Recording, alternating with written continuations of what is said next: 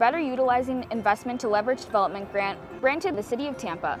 It was awarded $24 million for the expansion of the Riverwalk.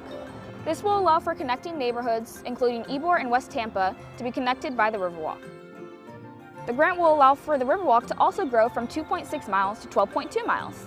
Matched by the city by 20% of the total amount contributed to this project will be about $30 million.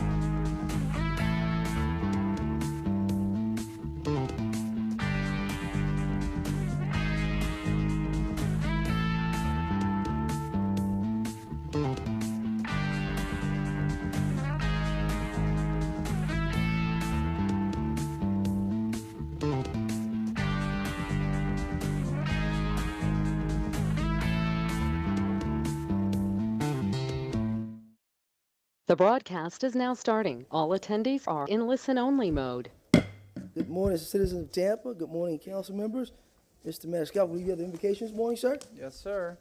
It's my pleasure and my honor this morning to welcome Erica Allen, who is a co-pastor of Horizons Church Tampa Erica exudes a contagious enthusiasm and fervent passion for the church in every aspect of her ministry. She serves as a co-pastor with her husband Chris at Horizons Church and is one of the youngest churches in the Florida Annual Conference of the United Methodist Church. Through her ministry, Erica aspires to impact communities and transform people in the name of Christ in every place she serves. If we could please stand and Pastor Erica, take it away. Good morning. Thank you so much for having me. In our tradition, there's a story about, in the Bible, there's a man named Elijah. There's a lot of noise and chaos happening in the world and in his life and in his city. And he goes out to hear the voice of God. He wants to hear his purpose from God. And as things are crazy and wild, there's a fire and an earthquake and a wind. And he doesn't hear God's voice whispering God's purpose to him in all of that loud noise. He hears it when he's still and quiet. So I wanted us to start this morning's council meeting with a moment of quiet and silent reflection before we pray.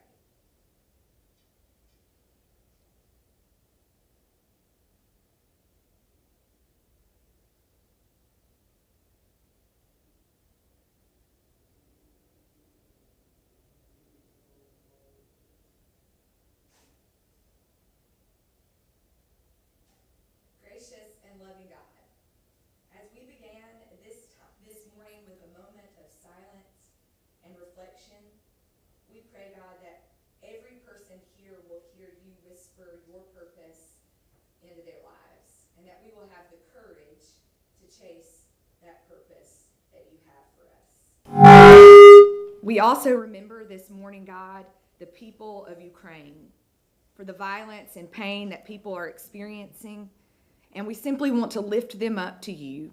We lift up the hurting and oppressed to you, God. Liberate them and heal our world.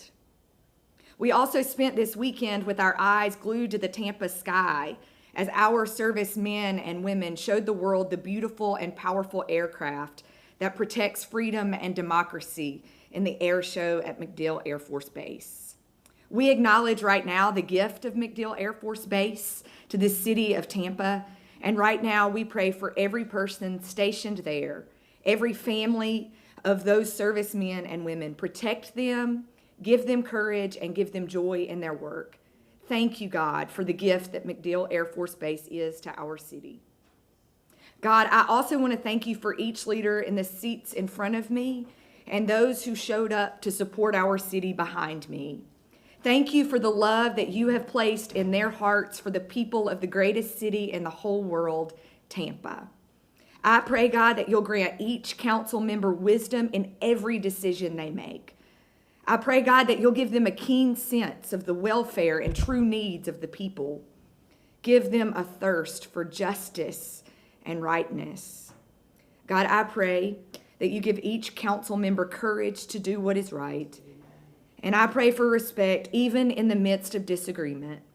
Most of all, God, I pray for a deep sense of personal peace for each of the council members and for joy in their work.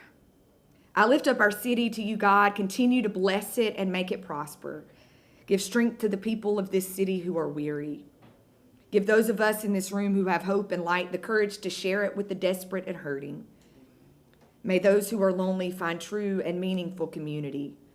And may we all be empowered by you to shine light and ignite change throughout this city. Amen. Amen. I pledge allegiance to the flag of the United States of America.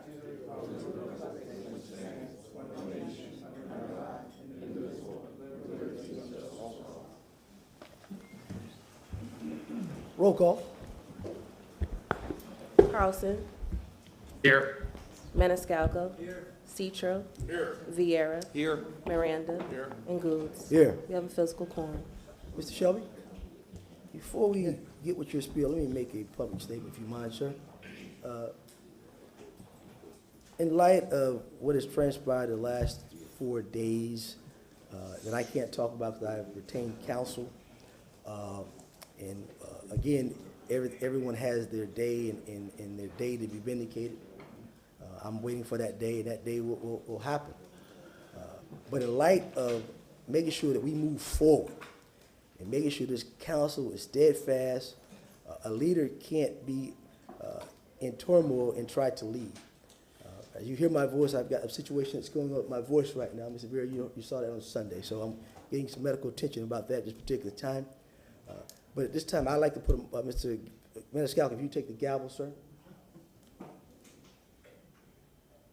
At this time, I'd like to put a motion on the floor that I step down as the chairman of the city council, and Mr. Maniscalco be the elected chair of the council. I will not be resigning, but I will step down as the chair at this time. Again, we will deal with all the things that come along with what we have to do. And I want to thank all of the supporters who've called. And we're going to stand strong. And I appreciate that because I needed that. The way I've been, it's beat up, but you know, I'm a soldier. I'm not a coward, I'm strong. That's why I'm here today. And I'm not going to give up the fight. Can't give up the fight. But again, the motion's on the floor by Mr. I made the motion. Mr. Miranda has seconded.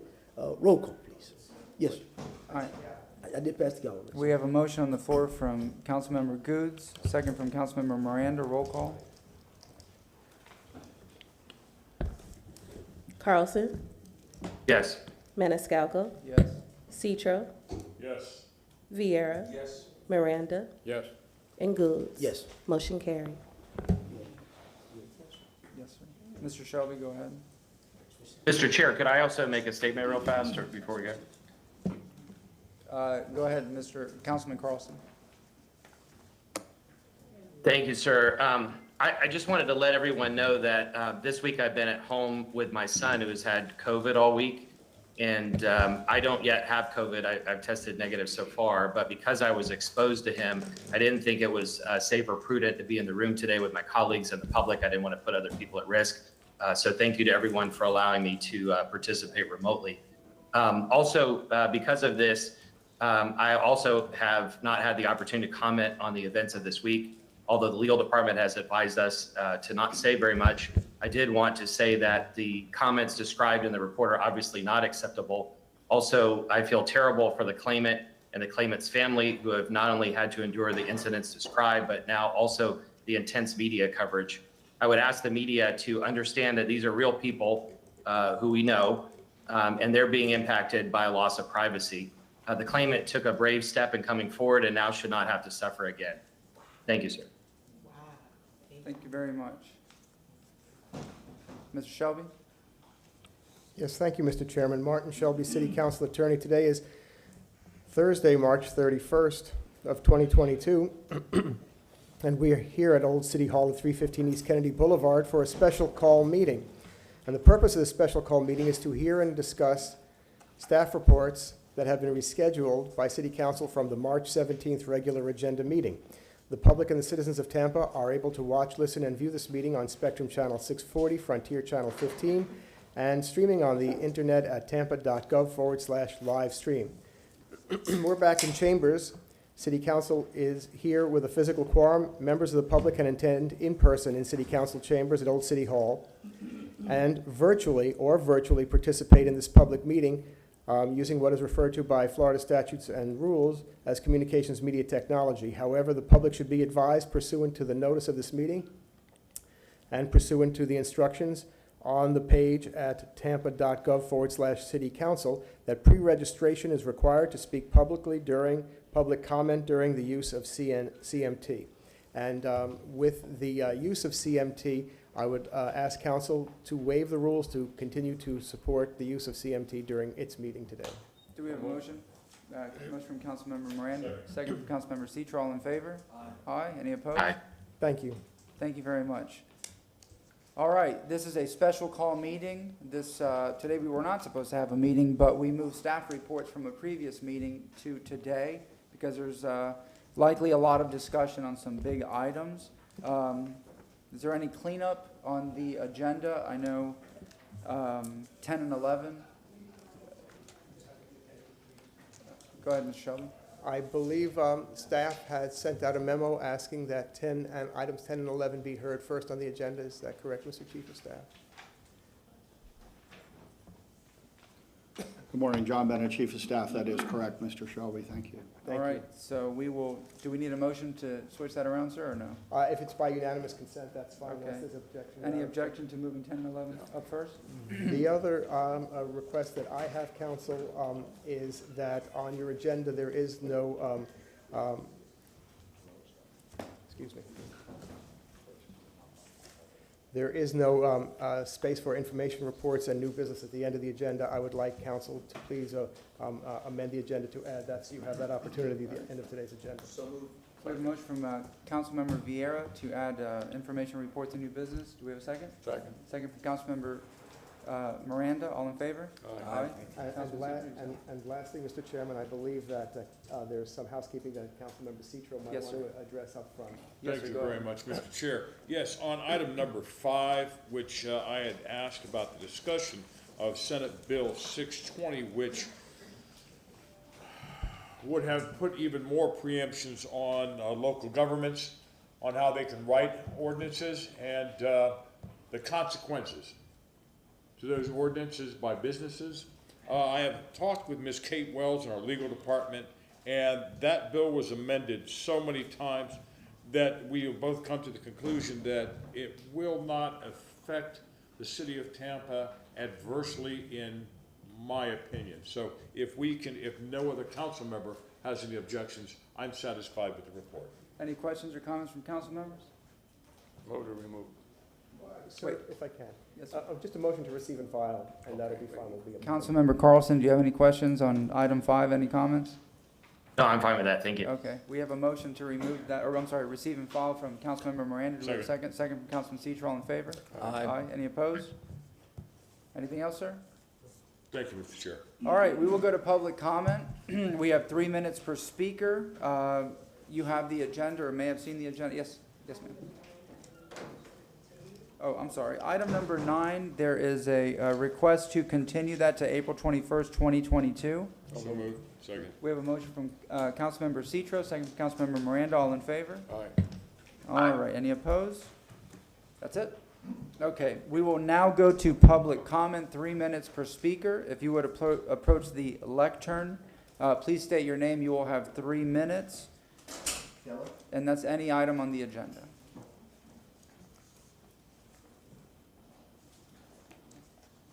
Good morning. Good morning, and please state your name and go ahead. My name is Keela McCaskill, resident, lifelong native of Tampa. Thank you for the privilege of participating in public comments today. To the greatest leader that's ever represented District 3 in my 40-plus years of existing in this area, I want to say to you, Councilman Goulds, I owe you an apology for not coming to you sooner regarding the failed tasks that were missed with your former aide. I believed in the fabricated stories about them being out for multiple reasons, learned that it wasn't true. And I didn't report it because I was convinced that they really had some situations. The woman promised me she was trying to get a life together. She told me, don't report, I'm trying to go to school. I'm trying to get my life in order. Ma'am, can you help me? I'm not able to do this role. I didn't report it because I believed in those fabricated stories. Sir, I'm sorry. Because I believed in those stories. The woman would beg me, as I mentioned, not to report. And I did that. And I'm sorry that now you, hiring a recommendation from friends, you're faced with such hostility from people that have no idea of the things that you've done in the community. I'm sorry I didn't report it sooner. She was fearful of losing her job, and out of desperation, she went and filed a suit based on a hostile work environment. Things that should not even come up, and it's now been twisted into sexual harassment and whatever else it is. But I want to say to you, as one of the many women that support you, I want to ask you that now, as of your leadership and what you've done in East Tampa, and I want you to look at me, because I'm talking to the leader. I'm talking to you. You, the leader in District 3, because of that, Now we have an owner-occupied, potentially a non-owner-occupied rehab program that will help the residents in East Tampa. You restored pride and dignity of ownership for these seniors that felt at a loss because they could not do certain things in their home. You led that charge. You led the charge discussing this housing crisis, the state of emergency we're in right now. You led that charge. Because of you, people will have their homes cleaned up. Because of you, things have changed in this district. Various collaborative efforts have come forward as a result of what could be. Because of you, we have a pre-development program that could be developed and potentially contribute to tax dollars. I'm begging you not to listen to anyone else. You are the call leader for District 3. Do not resign. Thank you. Thank you very much. Chairman, Wait, Mr. I Moran. just want to correct the record, not District 3, District 5. And that's why I just want Sorry, to. District 5. I was running for District 3. I'm sorry.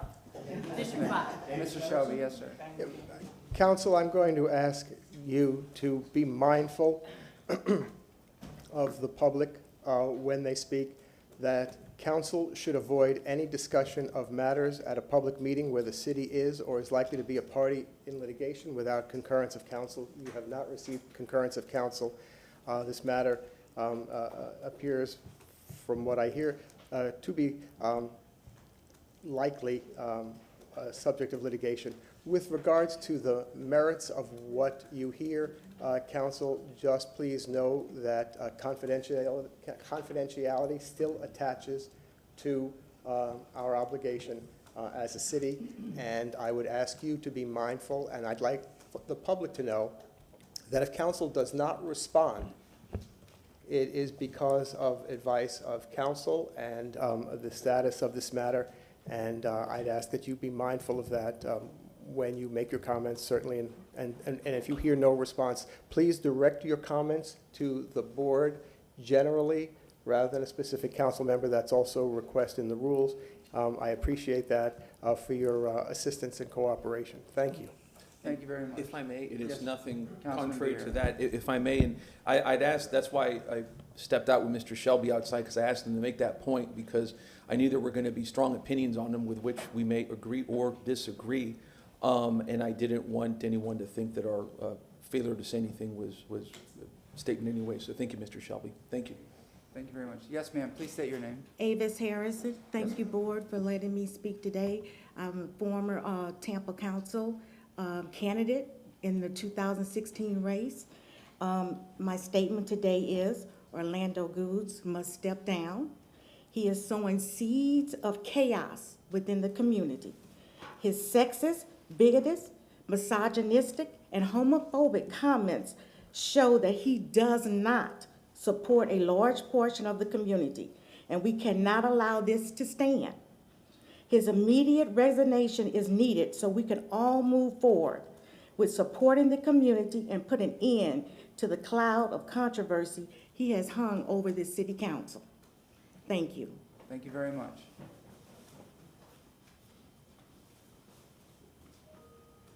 Yes, sir. Next speaker, please state your name.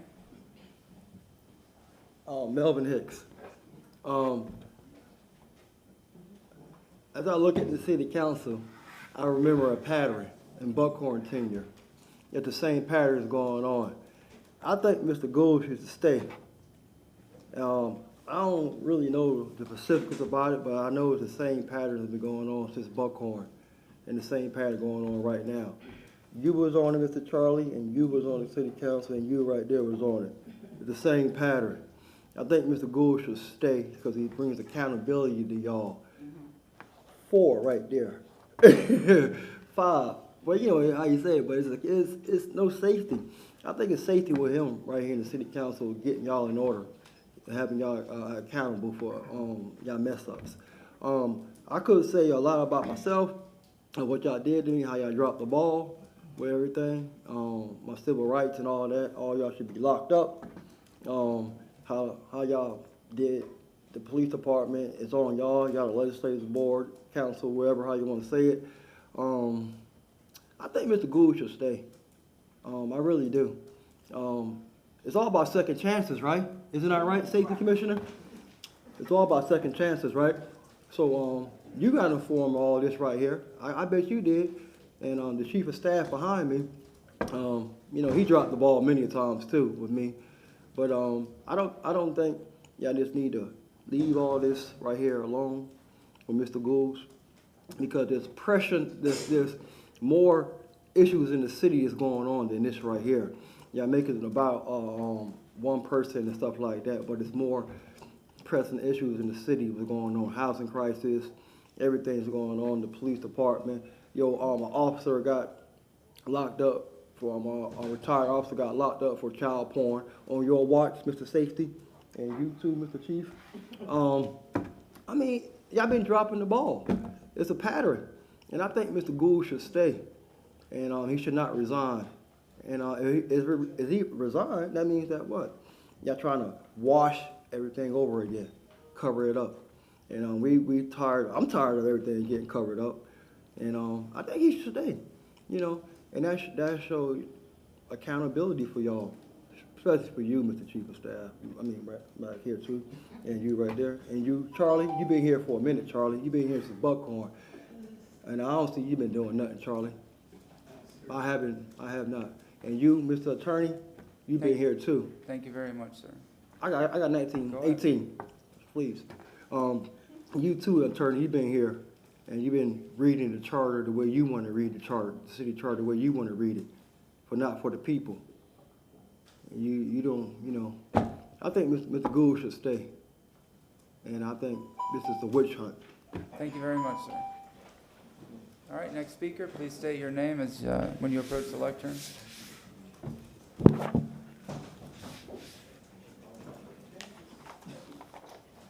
Good morning, Council. My name is Bishop Michelle B. Patty. I am so grateful that Councilman Gould found a little decency to remove himself as chair. I want to first address the big lie that was told in these chambers on last week, that if you go against the mayor, then there would be retaliation. If you go against the mayor, that things would be bad for you. That was what you would call getting ahead of a report that was independently done to get this community riled up, to come out when he knew that this report was coming forth. This report was being led and taken care of before we even knew we needed a chief of police. Way back, this young lady that I know personally, that I counseled and spoke to, this young lady who didn't want anything to be done, but she's not the only victim.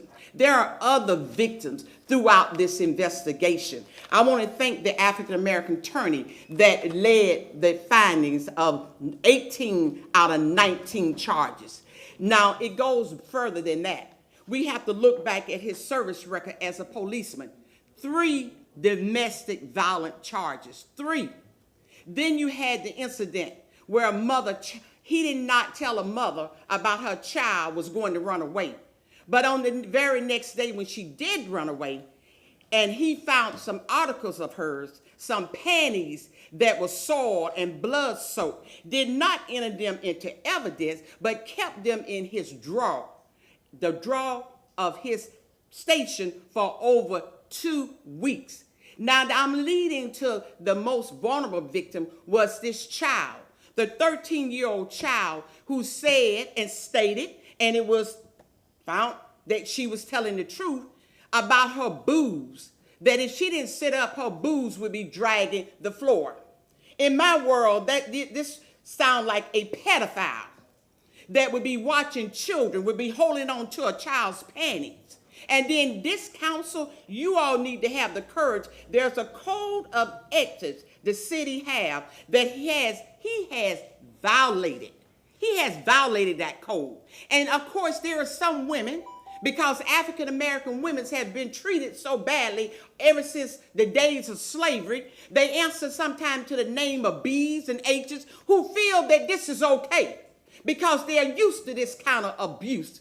Second chances, he has gotten many chances over and over and over. And then once again, and I remember sitting in the same chamber when he spoke and cried with the words that he said concerning the Jewish community. So how many chances do you give someone who continue to violate the trust of the people? Thank you very much.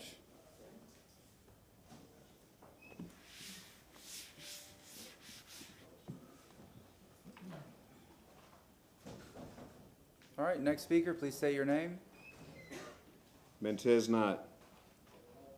One thing about white America, they have the best way to characterize the African man, the African woman, and the African child in a way that's inhumane, offensive, derogatory, condescending, and most of all, beast-like or more related to a wild animal with no ethics, no morals, no standards, no emotions, and no intellect.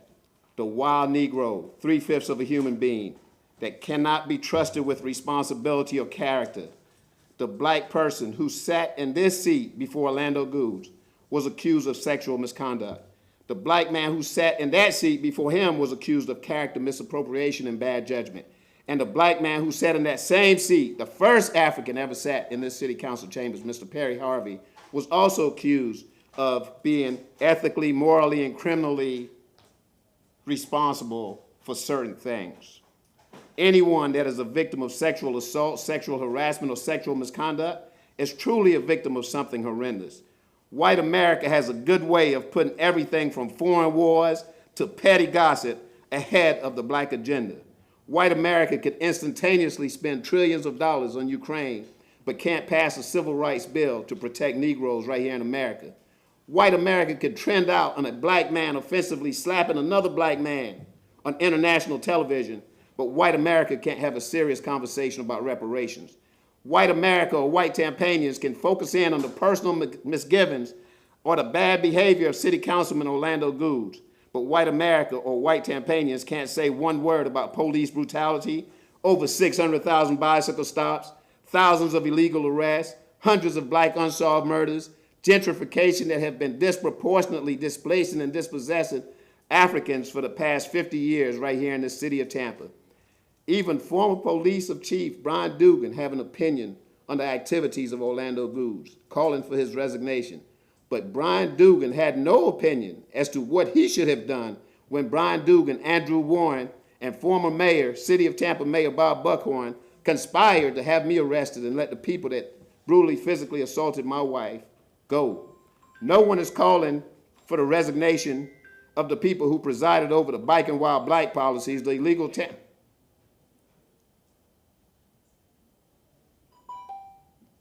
Can you give him another 10 seconds? No one is calling for the resignation of the people who presided over the bike and wild black policies, the illegal Tampa Police Department eviction policies, the code enforcement policies that places millions of dollars of fines on poor and working class people's homes and vacant properties. Everyone wanted to give a white lady a second chance. Now that white woman is a City of Tampa police chief. Even some of the same white racists that smiles in the black man's face and hang around the black people in the black community as buzzards, the same ones just 2 weeks ago who wanted to give the white woman a second chance. People have to use my formula in the workplace. On my first day of the job, I let them know, no Polish jokes, no Jewish jokes, no gay jokes, no sex jokes, no mama jokes, and certainly no black jokes. East Tampa needs the resources that we have, that we've been promised since Greco was mayor and never got. We need to focus in on the services and reparations for East Tampa. Thank you very much, sir.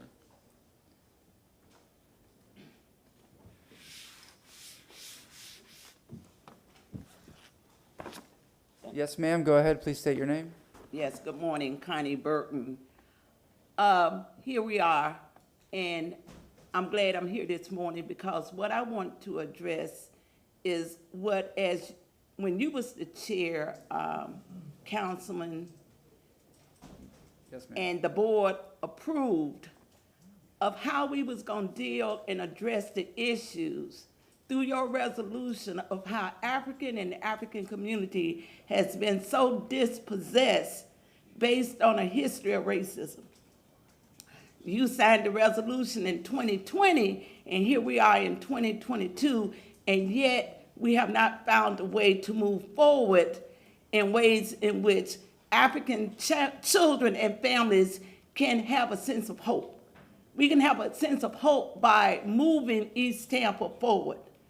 I'm also in opposition with the Hannah Street project because we cannot have a two-folded system where African people are being asked to address issues and to compete for the ability to have economic means inside of our community. And we have backdoor policies where the RFP is not brought forward. I'm asking you to have courage this morning, to have courage to say, let's redo that process and give everybody the ability to move forward. In terms of distractions that we see from the national standpoint, we have the January 6th commission that is necessary, but yet we can't move forward with Voting Rights Act. We can't deal with the Criminal Justice Act. We have issues raging inside of these communities, but yet again, the issues of African people cannot be addressed. I am asking you to look at your resolution that you signed in 2020 and move from that standpoint, that every time you see the agenda coming forward that will address this city becoming better, then you say, how then does it affect the African community? Thank you. Thank you very much.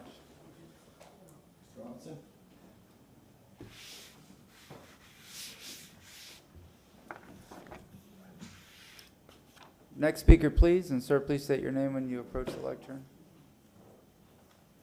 Jose Robinson. Listen, man. Cell phones, text messages, human resource investigation, design bill, water supply, reclaimed water, police appointment, and ain't no roads getting fixed, ain't no potholes, ain't no affordable housing. Now, you're getting real close to the FBI coming into this city. I'm just going to tell you straight up. Now, Perry Harvey, Kevin White, Orlando Goose, all black men accused of something. Thanks for stepping down, Chair, ex-chair, Mr. Goose. That saved a lot of headache this morning. It's two sides to every story. And that report is not the complete report. That's only 60 pages of report that's longer than that. So let's not jump to a conclusion until we have all of the report. And I'm concerned of how it got released without being a full, complete legal document, not partial public record releases. Now, I'm going to be quiet and talk about Hannah Avenue with the last 156. I done looked at it, I done talked about it, and I came down here and raised hell about it, being the design bill expert. I'm going to go along with what legal's proposing.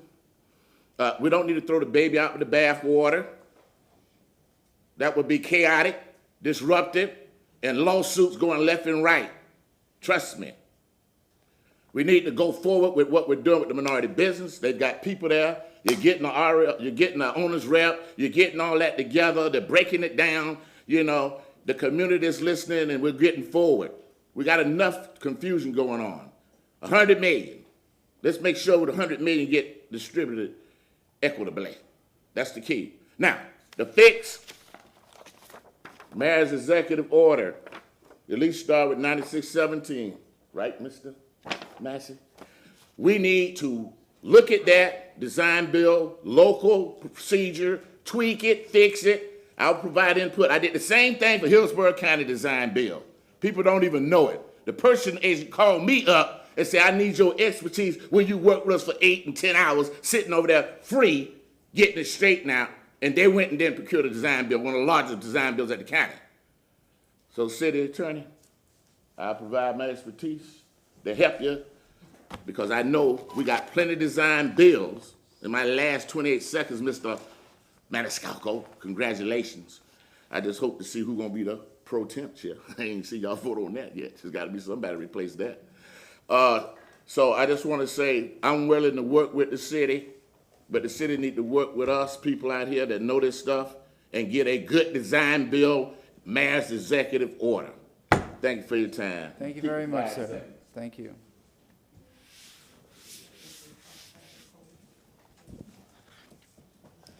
All right, next speaker. Sir, please state your name before you speak. Good morning, Mr. New Chair and council members. We didn't come here initially to speak about Mr. Goods or Mr. Dingfelder, but I can tell you that on matters that we brought before council, Sir, your James name. Ransom is my name. I'm representing the Tampa Organization of Black Affairs. Yes, sir. Thank you. I've got two of my members from the Saturday Morning Breakfast Group in Toba here. So we didn't come to talk about that, but I'll say that on matters we brought before this council, we've been contacted by several members, including Mr. Goose, about things that are important to the black community. We stand with the folks who spoke about issues, special interests that is important to the black community. We don't tolerate disrespecting black people, and we don't tolerate any disregard for black business owners. So we came to talk about, and so we appreciate Mr. Goose and everybody else on the council who supported us every time we came representing the issues that we represent for the black community, including Mr. Dingfelder when he did that. Now, on Hannah Avenue, on January 11th, we heard about this issue from several black contractors. We didn't know enough about it, but we came to a January 13th meeting and shared with you, after we heard from the community as well, that we were concerned about it. So we did our research, fact and data research, and found out as much as we could from all the key stakeholders, from city staff, DPR, black contractors, and leaders in the community, and we formulated what we thought was a negotiation point with DPR to have them to consider relinquishing some of their self-performing work and relinquishing some of their CM work, which they agreed to do.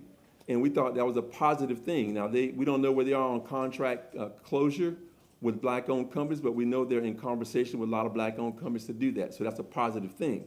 We talked with the city attorney about having the city have an owner's rep, which should have been done before they signed the contract in the first place, but it's being retroed, but it's a limited scope. It's dealing with the MBE or EBO component and apprenticeship program, when in fact it should be a complete oversight of $108 million being spent that city staff will be stretched to make sure they get done properly. So I think staff is looking at that and talking with the mayor and talking with all of the people that are involved with this process, from the internal auditor, the MBE manager. We talked with chief of staff. We talked with all of the people involved. We think that there's positive traction. However, until there is actual evidence that is in front of us to show contracts are signed, then we have nothing to celebrate at this point. But there is positive traction. We're happy that DPR stepped up to the plate. They seem to be doing the right thing. We're happy that whatever happened inside the city that might have been done better with contract administration and others, that's the mayor's responsibility to go back, and we ask her to look at that with their staff to see how they could do that better, and they seem to be working on that.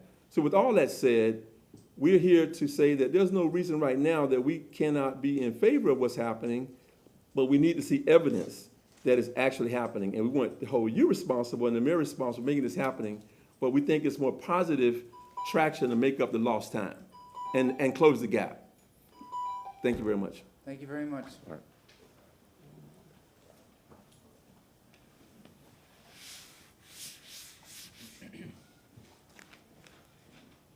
All right, next speaker. Sir, if you would please state your name before you speak. Eddie Adams, Jr.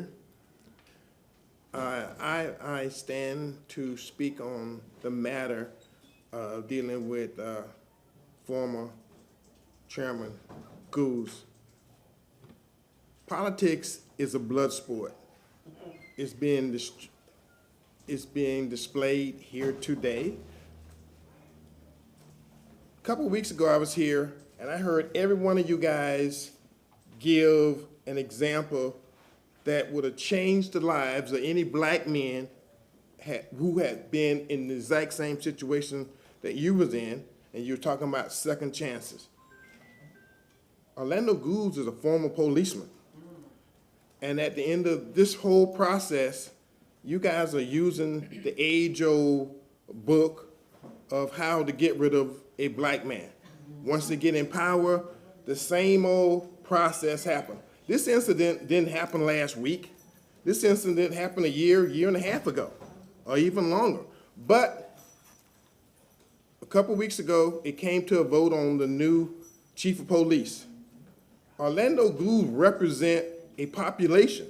The majority of that population were against him saying yes to the new chief of police. So he voted his constituency, which is what all y'all supposed to do. Understanding that whole process, it evidently made some enemies. Now, you bring up something that happened a couple years ago, leaked it to the press. Somehow it came out, and then this week, he's literally on trial. He's on trial not for touching somebody, having sex with somebody. He's on trial for bad language. He made a decision to say some things that may have been out of character. That being said, he did not physically strike an officer on duty doing their duty. And I was falling to the purpose, I think that's a felony, but somehow it was never considered to be a felony, and that person is now chief of police. So I know you guys are into second chances because I heard every one of you explain to us what white privilege is. Because all those incidents you did could have been game changers for you and your family. So I'm saying right now, Orlando Goose, I mean, he stepped down from being chairman. That's a good thing. But I don't think he did anything to be crucified here this morning for. And the fact that politics is a blood sport, you guys knew a year and a half ago. This thing has been ongoing. But like the good, kind people you are, you waited to the right moment to leak this to the public so it could be a big deal. That being said, thank you for your time. Thank you very much.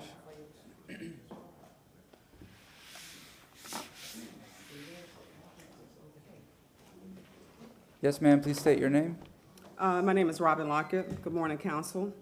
I come before you this morning as Robin Lockett, a concerned and disappointed citizen of the city of Tampa. I chose not to talk behind your back, but come to confront you face to face with my concerns. The background to this is I read the report, the entire report, the accusations, the investigations, the investigators, summation, Councilman Goo's side, and the witnesses, what the witnesses said. Where is all of the report? I received so many phone calls from the community wanting to know what my thoughts were. And the individuals that called provided me with theirs. The consistent question based on the information was, where's the sexual harassment, right? There's a narrative that was created initially by the news and by City of Tampa. They called it sexual harassment. Now I see that there's a concern about the money. Well, we don't want to spend this money, it's taxpayer money and so forth. But what's most concerning to me is with all of this information that's coming out, 19 is when the complaint was made. And I know how it is for someone to complain about when you start holding your employee accountable, if that's what happened. I know how it is when you start holding that person accountable and then they want to, because they're in fear of their job, because they're not doing the best or they have issues with their job. And I'm not here to badger a black woman because I'm black. So I'm not here to do that. But I do believe in the proper due process and what's fair and right. So when someone is, there's situations wherein a person is not doing the best or don't have the tools to do the best. They're in fear, right? I don't know what that situation is. I know how I felt. Because when I started holding my employee accountable, then they want to claim all the hostile work environment, all these other things, right?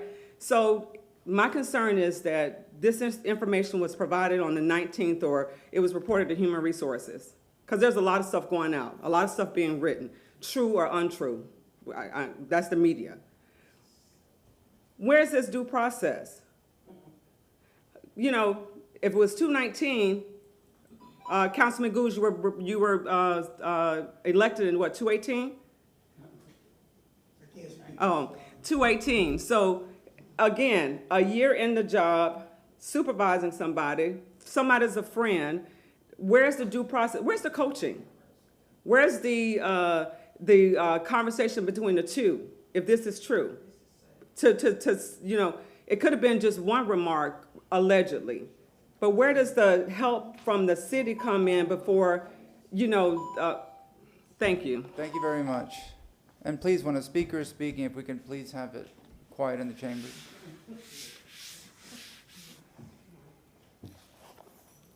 Yes, sir, go ahead, please state My your name name. is Clay Daines. I live 3708 East North Bay. I'm not here to be the judge and the jury. Let the courts handle that, but I'm here for this right here. I pay taxes for 2 houses and can't sleep in either one of them because of the loud music I've been complaining about. And then y'all turn around and help most of the Ebo City area, certain neighborhoods, and leave us out. And you let the lobbyists come here and the lawyers, you know, and try to get y'all to do what they want to do to help their pocketbook. Y'all need to deal with this loud music. I told y'all the last time I was here, you need to get Noise Free Florida here, Judy Ellis, who specializes in noise, and get the engineers here to solve this problem. Because we going backwards and forth, backwards and forth. Y'all going backwards and forth with this noise problem. That bass travel, that thump, boom, boom, boom, boom, boom, boom. And it gets on people's nerve. They get a certain age like me. When young people get my age 40 years from now, they'll say he was right and I'll be dead. They'll say that guy was right. But this noise is terrible. And y'all forgot about East Tampa like you do with everything else. We left out in the dark. We pay taxes just like Davis Island. But this noise thing y'all got together and did, it's no good. Y'all gonna be back at the table again. It's not effective, it's not gonna work. And while y'all going back and forth with the noise on, y'all need to get Judy Ellis from St. Pete, Noise Free Florida, and get the engineers here, have a workshop, and start all back over again to solve this problem. Because I know some of y'all don't care because y'all sleeping at night.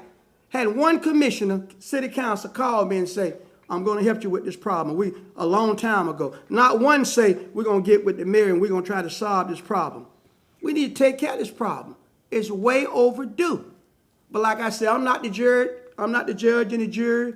Let the courts handle this stuff about Mr. Goose and all that stuff. I got nothing to do with that. Because I'm not going to be the judge and the jury. Have a nice day. Thank you very much. All right.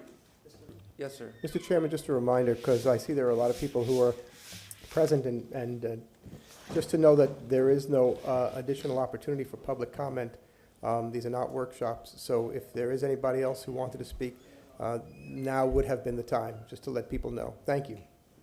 Thank you very much. Do we have registered speakers? 3? All right, we'll start with the first one. Go ahead. Who's the first speaker? Good morning, Chair. The first speaker we have is Michael Randolph. If you could hear me, Mr. Randolph, you have 3 minutes to speak. Thank you very much. My name is Michael Randolph, and I'm with the West Tampa CDC. 2 things I want to talk about today. The first is a meeting that's coming up on April the 26th. It's a virtual meeting. It's a national discussion on what works. It's going to be talking about public health, public safety, and economic development and the connection between the two. The focus is affordable housing, job creation, public safety, economic development, and mental health as part of the strategy. The last meeting we gave, we had 12 states to attend. This upcoming meeting, we have 20 different states that are registered. Hope someone from the city council does attend that meeting because it talks about what works. And you're going to hear from people from around the country that's doing amazing things. The other thing I want to talk about is this is an update on the upcoming Rome Street projects. The West Tampa CDC part of that is to provide a business component consisting of home-based / e-commerce.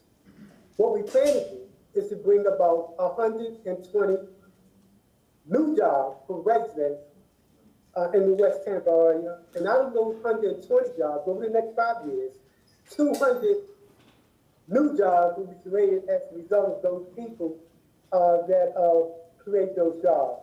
Again, this is about putting residents in a position where they can start their own business. We call it West Tampa back Wall Street. I'm so saddened by the issues that's going on. Councilman Goose, a lot of things goes on in life. You're up, then you're down, but you must shine, because this too shall pass. I'm not taking sides, but sir, this too must go past, stand tall, because you represent more than one incident. And I'm not getting the who's and the who, but you did a great job, and you're doing a great job. Stand tall. Thank you very much. Thank you very much. Next speaker? Yes, next speaker is going to be Ms. Fran Tate. Ms. Tate, if you can hear me, you have 3 minutes to speak. Please unmute yourself. Ms. Tate, go Good ahead. morning, council members. Good morning, council members. Fran Tate, Jackson Heights Neighborhood Association President, Assistant Coordinator of the Jackson Heights Crime Watch. Good morning.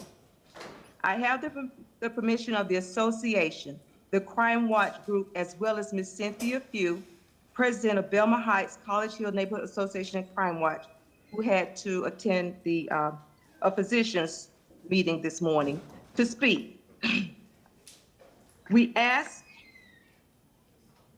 everyone to allow the process to take place. Allow the attorneys to do their job. We are prayerful of all who are involved in this case. We ask also the community of District 5 not allow this matter to convince us to fight amongst ourselves, further promoting division and causing us to lose focus on our true fight. Repelling gentrification, demanding affordable housing, as well as housing rehabilitation of our older homes, locating money for rental assistance, bringing in economic development that supports our community, all of which Councilman Goods is laser focused on. Restoring fair roads, building a center for our beloved seniors, which both Councilman Goods and Mayor Castor proudly support. And getting control of senseless gun violence within our district, which Councilman Goods and our newly elected Chief Mayor O'Connor are committed to. Let us remember District 5, some of us stood against our own Councilman Goods to forgive and accept the mayor's choice for police chief, knowing her past history of physical violence on a fellow police officer. Today, let the record reflect that Jackson Heights Neighborhood Association and Crime Watch, along with Belmar Heights College Hill Association President Cynthia Few, fully support and stand beside our city councilman, Orlando Goods. Councilman Goods, you stay strong. We elected you into office. Stay strong, sir. God bless you all. Thank you for your time. Thank you very much. All right, next speaker. Last speaker is Ms. Jean Strohmeyer. Ms. Strohmeyer, if you can hear me, please unmute yourself. You have 3 minutes. Hello, everybody. Can you hear me? Yes, ma'am. Go ahead. Thank you. Hi, my name is Jean Strohmeyer. I'm going to run through the agenda. The items that y'all are going to speak about. Just think about these words. Item number 1 regarding consultants. I had said at the last meeting that having a consultant infiltrate the essence of our city and every part of our city is a bad idea. The consultants need to be consulting; they don't need to be embedded. So that was my statement. No, do not New York our Tampa.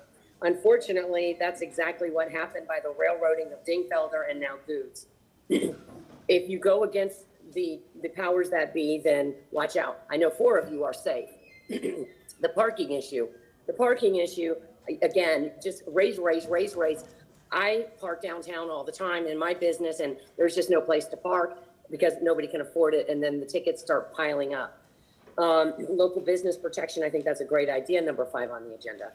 Number 7 and 8 has to do with south of Gandy. Y'all know how we feel down here. And East Tampa, y'all, just so you know, gentrification doesn't just happen there. It's happened here. Our children cannot get a place to live in our community where they grew up. It's just not, it doesn't happen down in East Tampa only. It happens everywhere, and especially here, because we are working people down here with a 9 to 5. Number 9, second chance bans the box. That's so stupid. Come on, y'all. Seriously, let's just really, this city has gotten more racist if you keep talking about racism. Y'all keep bringing it up and bringing the fact that Goods is being railroaded for his for his speaking on behalf of neighborhoods is a race card. That is shameful. So whoever says that, y'all need to just stop. And that claimant now works for the mayor. Isn't it that's what I understand. That was what I was told. I haven't verified independently, but now she works for the mayor, and then all of a sudden this thing leaked again. We've got a problem with leakage over there. I think we need to plug that hole. And lastly, I do pray for this city every day. I pray in the name of Jesus that this city is protected. And every day at 8:00 p.m. for the last 4 years, I've prayed for this city, the county, the hills, the state of Florida, and of course, all the people that are in power. So y'all have a great day. Thank you very much. Does that conclude the registered speaker list? Thank Chair, you very that much. concludes the public comments. All right. Dr. Bennett, number 10 and 11, you're going to kick it off, sir? Yes, sir. I just wanted to make a few opening comments. John Bennett, Chief of Staff. Before the stakeholder staff gets involved, I just want to take a moment on behalf of the administration. I didn't really plan to speak on the item, and I'm going to mention the names because they're in the agenda. Normally, I wouldn't focus on any key individuals, but I just want to thank Mr. Robinson and Mr. Ransom and Toba for their involvement in making the city a better place. I can tell you their civility and the way they do business to bring back best practices and look to make sure that we're moving in the right direction, holding us accountable in a way that provides continuous improvement. Sometimes, we have a lot going on. We have a busy staff. We're coming out of COVID. And so having all those extra eyes and ears in place are very meaningful.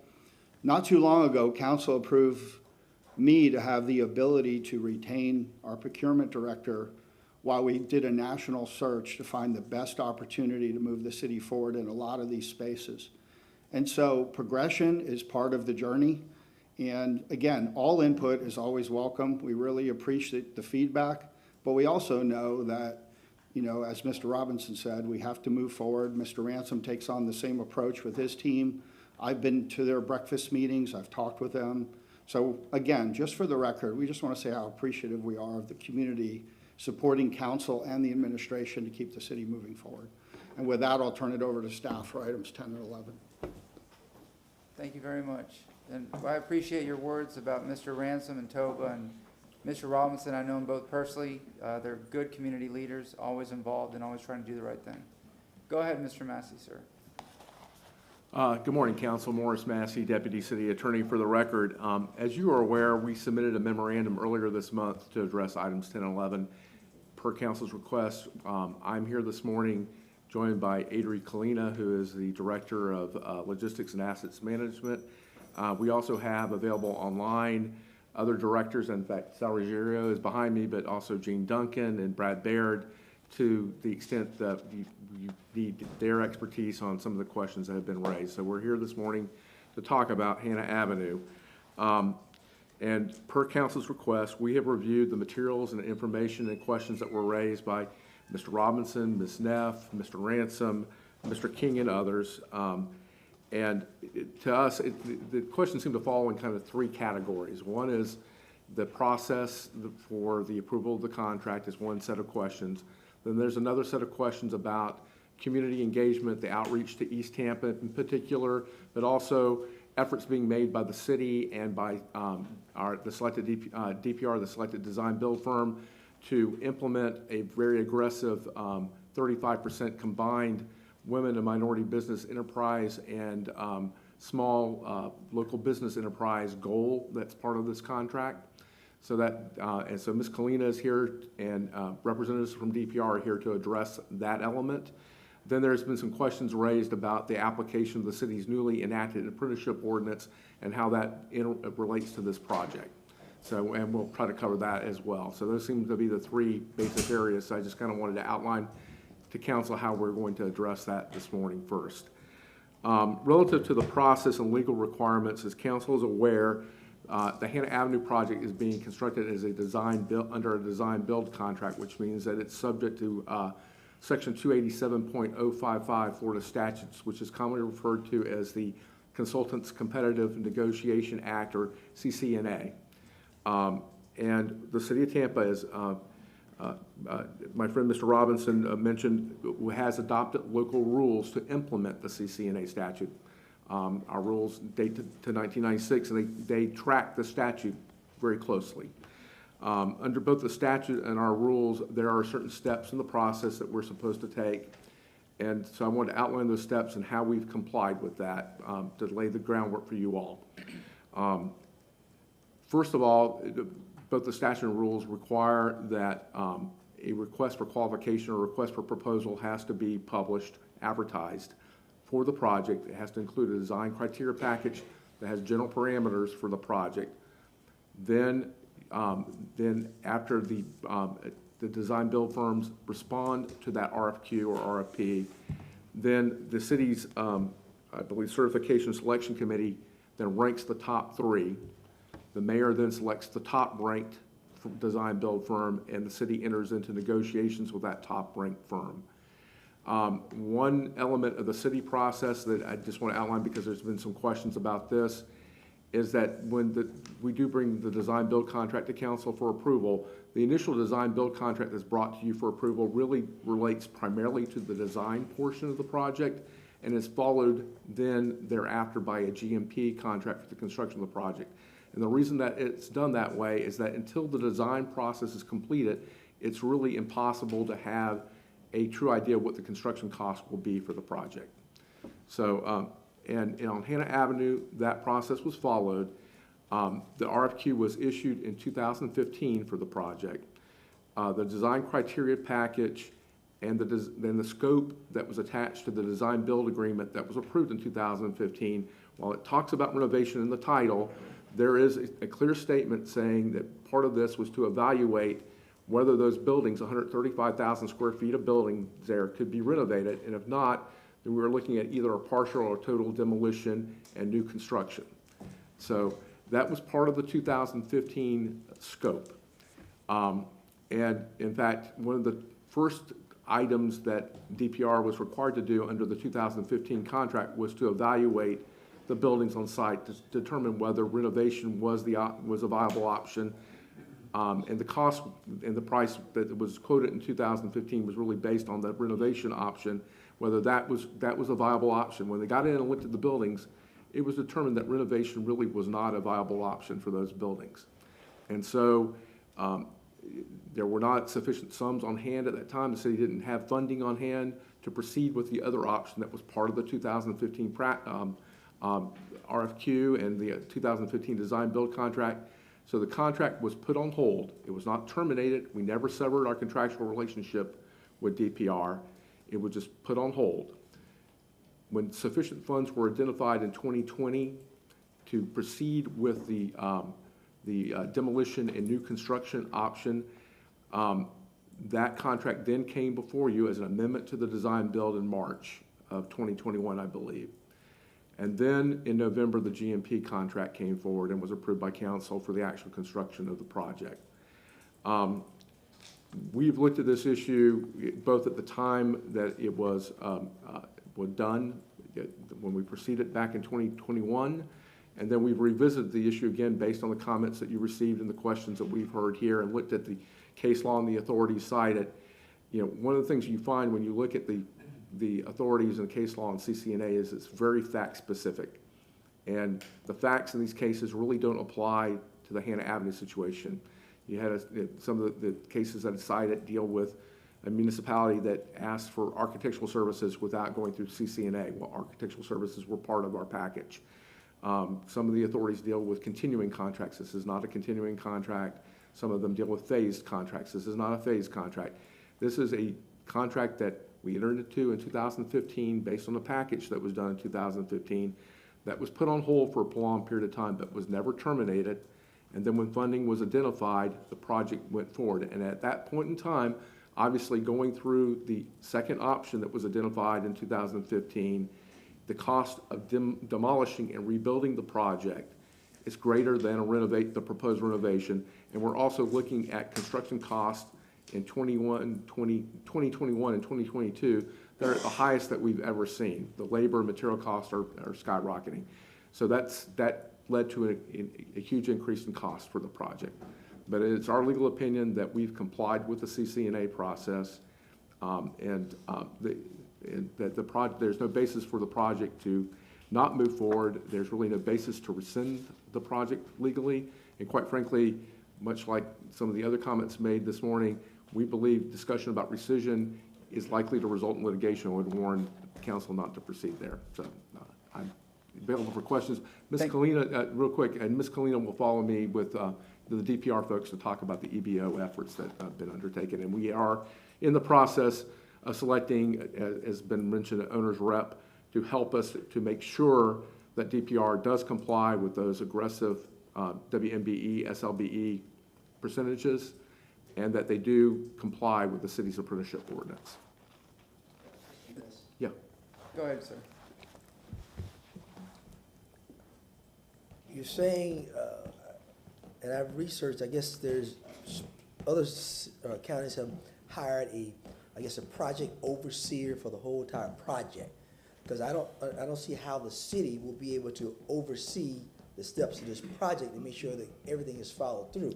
So when you talk about that process, so I can have a clear understanding. We're going to have somebody who's actually going to be overseeing this $108 million project and making sure that all the criteria is met and that, you know, the EBO process is being followed. Yes, sir. We have typically not engaged an owner representative in our project. We've primarily relied on our contract administration staff to oversee it.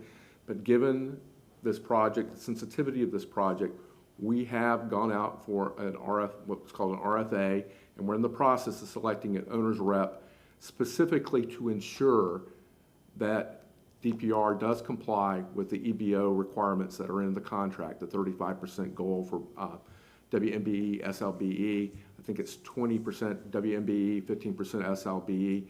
I think you're going to hear from DPR and from Adri and Sal. We think we're going to probably exceed those percentage totals, hopefully. And also because we are now implementing the apprenticeship ordinance for the first time, and it's a different kind of setting here because we started under CCNA way back when. Part of the owner's rep's obligations or duties will be to ensure that DPR complies with our newly enacted apprenticeship ordinance. So that's exactly why we're going out for the owner's rep. All right, I don't have a big issue. I don't think we need to, in my opinion, go back out to bid because that's going to be a setback. It could be all kind of suits, all kind of issues there. My biggest concern is making sure if that building is being built over in that community, that the people in that area of town have the opportunity to get work and be viable for the workforce and for that community, over those communities in that area. That's my biggest concern when listening to all of the sources in the community talking about making sure everyone has that. And the biggest thing, I don't know what the cost of this person, but I've heard that the cost may be kind of low, that you're maybe asking for this person to oversee this project. And I'm not an expert on that, but I'm hearing that number may be a little bit low, and we want to make sure we get the best people, at a good price, and make sure we got somebody who can really do the project and be accountable for every step along the way to be showing council and the public. Yes, sir. The numbers, the cost analysis, and so forth. So it's all above board, and no one can say it's not happening over there. That's my biggest concern. Yes, sir. Thank you very much. Thank you, sir. John Bennett again, Chief of Staff. I heard the way you were speaking, Councilman, different than what the scope was on the RFA. And we have challenged staff to look at these bigger projects in the very way that you're talking about. Again, working with our key community partners, knowing that the city is trying to move forward in a bigger, better way all across the city, whether it's underground or above ground. And the magnitude of these projects do require additional quality assurance beyond just EBO, beyond just apprenticeship work.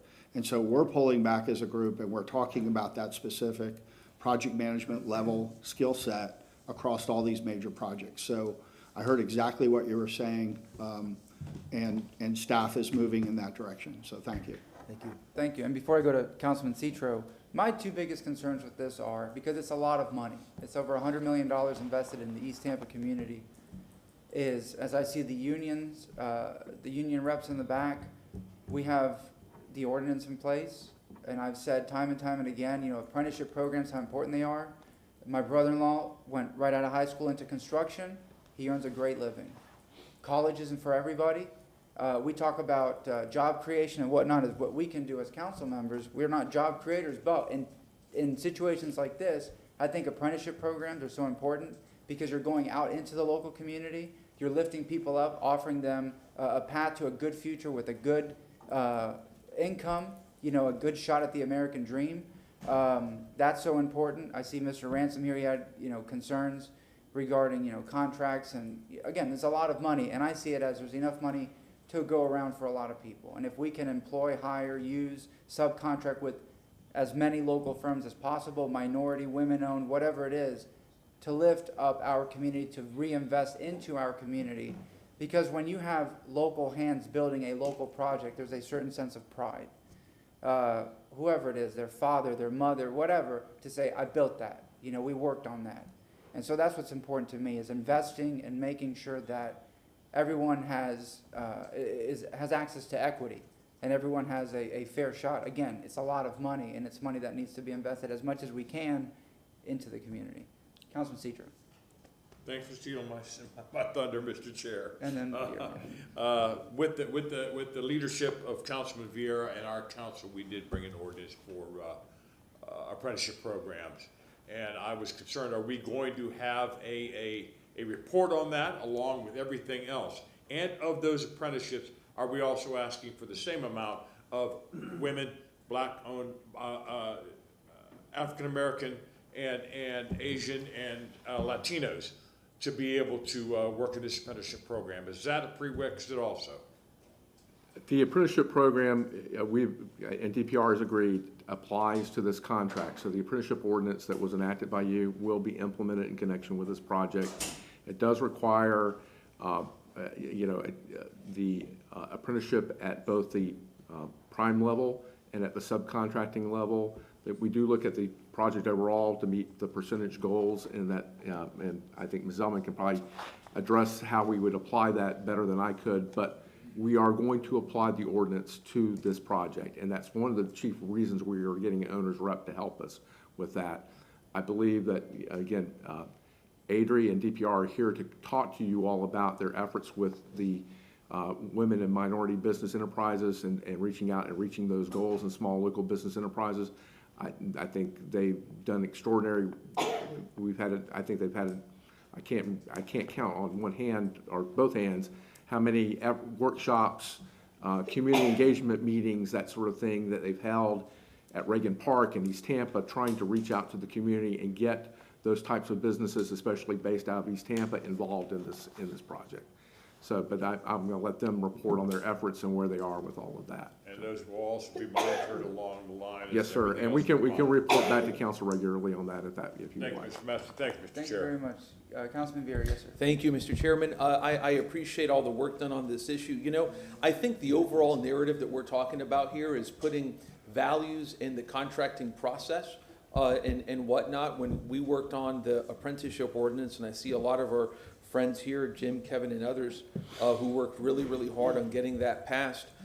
It's about making sure that when the city of Tampa has a contracting process, that we can implement some of our values in that. You know, equity, equal access is a value. Making sure that the next generation has the requisite tools that they need to advance and work really, really hard to fight to get into the middle class.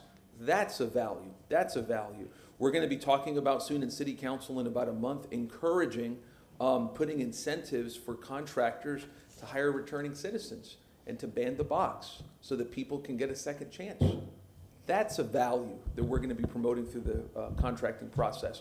But the apprenticeship issue is obviously very, very important. We, I think, had that before council maybe for about 4 or 5 months. And then before I introduced it, we worked with some of the good folks in this room for about a year. So the reason why there's a lot of passion on making sure that it's implemented correctly is because a lot of people worked really, really hard on that, including Ms. Zellman, Mr. Massey, and other folks who are here who worked, Mr. Baird and others who worked very, very hard in making sure that we got that. So what I would suggest is, and I can make a motion, Mr. Chairman, at your pleasure on this, is to make sure that we have a report in a given amount of time. I'm looking at the calendar, which is a little bit odd right now, but looking at the calendar at the next available time that we can, after requisite time and proper time given for the parties to discuss this, just to make sure that the ordinances that applies to apprenticeships is being followed. I trust that it will be, et cetera, but we just want to make sure, because as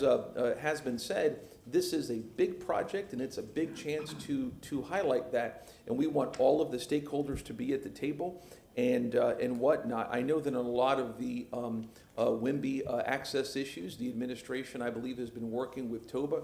From what I hear, there is some positive movement in that regard, and that's wonderful to hear. So, hopefully we can, bring this to a successful conclusion, and I have faith that we will. But I'll be making a motion in that regard, if I may. But again, the requisite issue is promoting values in the contracting process, and that's what we're doing. Thank you, sir. Do you want to make that motion now while it's fresh? It's very fresh, if I may, unless if anybody has anything else. No, we're going to continue the discussion, but just so the motion doesn't get lost. Okay, there you go. I think it's very important. Did you? I'm going to ask you to restate it clearly so that it would be, and a date. if you Yes, can sir. include that. I motion for the administration to work with community stakeholders, including contractors, unions, state-approved apprenticeship programs, to make sure that the apprenticeship ordinance is complied with to the fullest extent of the law, and that staff will return for an update in blank days. I got to look at the calendar. What do you, less than 30 days is April 21st, but then we go into May 5th, or May 19th. Let's do probably May 5th, maybe that's 30. Let's do, is May 19th, May 5th? What, I mean, because you guys are going to. It's like 35 days away.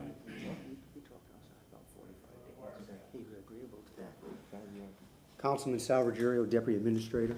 I would request 45 days. Okay, so May 19th. Because let us get this owner's rep in place and a couple other things that we're working on, and I think we'll have a good report for you in 45 days. Okay, great. And we'll have an in-person report if we may. Yes, you will. And there you go. So we would request that, and I'll be meeting with the stakeholders in the meanwhile to see how things are going. But thank you. Perfect. So I'll Yep, make that thank motion. you. We have a motion from Councilmember Vieira for May 19th under staff report.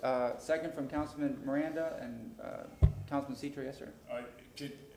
With the apprenticeship program, I'd just like to ask, can we narrow that down to state approved, state recognized apprenticeship programs? The ordinance only applies to state certified apprenticeship programs, so by virtue of that, yes, sir. Well taken, but yes, sir, it's there. Thank you very much, Councilman Vieira. Thank you, Mr. Chair. We have a motion from Councilman Vieira, second by Councilmember Miranda. All in favor? Aye. Any opposed? No, Yes. no question for Mr. Massey. All right, so that was for Mr. Chair, I have a May question, too. 19th. Yes, sir, Councilman Carlson? Can I go ahead and ask a question? Okay, the motion already passed, but go ahead. No, I mean, just for the speakers, is it Go okay ahead. to go ahead and ask questions for the speakers? Go ahead. Okay. Yeah, I just wanted to say, first, the companies that got the contracts, as far as I can tell, are great companies, very well respected, and so most likely they were great choices of companies. The situation is that we're here to represent the public, and we, city council members, are the front line to get praise and criticism, but mostly criticism from the public. And so we approved the contract a few months ago, expecting that certain things were included in it, like the apprenticeship program, MBE. And I don't know about the others, but I expected that it had gone out for an RFP. And if it clearly stated that, then we missed it. But the public found it and came back and started asking us questions about it. And so with no disrespect to the companies that got the contract, the public just wants to know more about how the contract was done. And there are in particular concerns that it didn't go out for an RFP. I just have a few questions, Morris, if I could. One is, could you just explain to the public, there was a 7-page document that explained this, but could you just explain to the public why we're not allowed to talk about canceling the contract? Usually there's an exit clause or a cancellation clause in contracts, and so we've been asked, why couldn't even if it's too late to cancel a contract, why couldn't the city exercise an exit clause, and why can't we talk about that? Well, for a couple of reasons, Councilman. Number one, we don't believe there's a legal basis to cancel the contract at this point in time. We believe that we've complied with the legal requirements in connection with the award of the contract. We have a contractor that has designed the project in accordance with the contract and is performing the contract in accordance with its terms.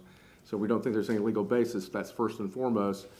But even if there was a cancellation provision in the contract, there's likely to be litigation over what cost would be payable to that contractor as a result of cancellation, and whether, and there could be a dispute about our exercise of that clause. And so we believe that any discussion about rescinding the contract is likely to lead to litigation, which we don't think is appropriate for discussion without our consent.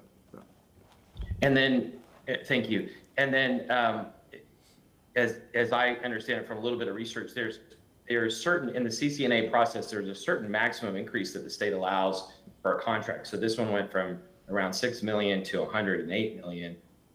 Isn't there a requirement to go back to an RFP if there's a certain amount percentage increase or a dollar increase to a contract like this? Not in the design build situation. I think you're talking about either the phase or the continuing contract. There is a limitation there, but not in the design build scenario. And there's not. I think in that case, it was am I correct? It was 2 million until the last legislative session. It went up to 4 million. So the question is, this went up by 102 million. Why wouldn't we have taken it out for an RFP? There's no requirement. Again, I think that statutory section deals with a specific type of contract. The CCNA process deals with different types of contracts. It deals with, what's called a continuing contract, which we do a number of for a certain level of services, usually smaller jobs. It also deals with phased contracts, and I believe that provision deals with phased contracts. This is not a phased contract; it's a design build, and so that. So does the city not have any rules about a percentage increase that a contract can be added onto? No, sir. They did. We do not. So if it went from 6 million to 500 million, that's okay. There's no limit. There's no express limit in our rules or in the statute. So. And you and I talked about this a little bit yesterday, but I would suggest that we ask legal department to come back to us with some suggestions on putting some parameters around that. I'm sure City Council has the right to accept or deny an add-on, but it just seems like that's a huge increase. And then also, there was a large amount of time, it seemed, when nothing was happening. Is there no city rule or state law that says that after 2 or 3 years that a contract would just expire, or are they open indefinitely? Without it being expressly addressed in the contract or with the agreement of the parties, the contract could stay open for a prolonged period of time. So, and this contract did.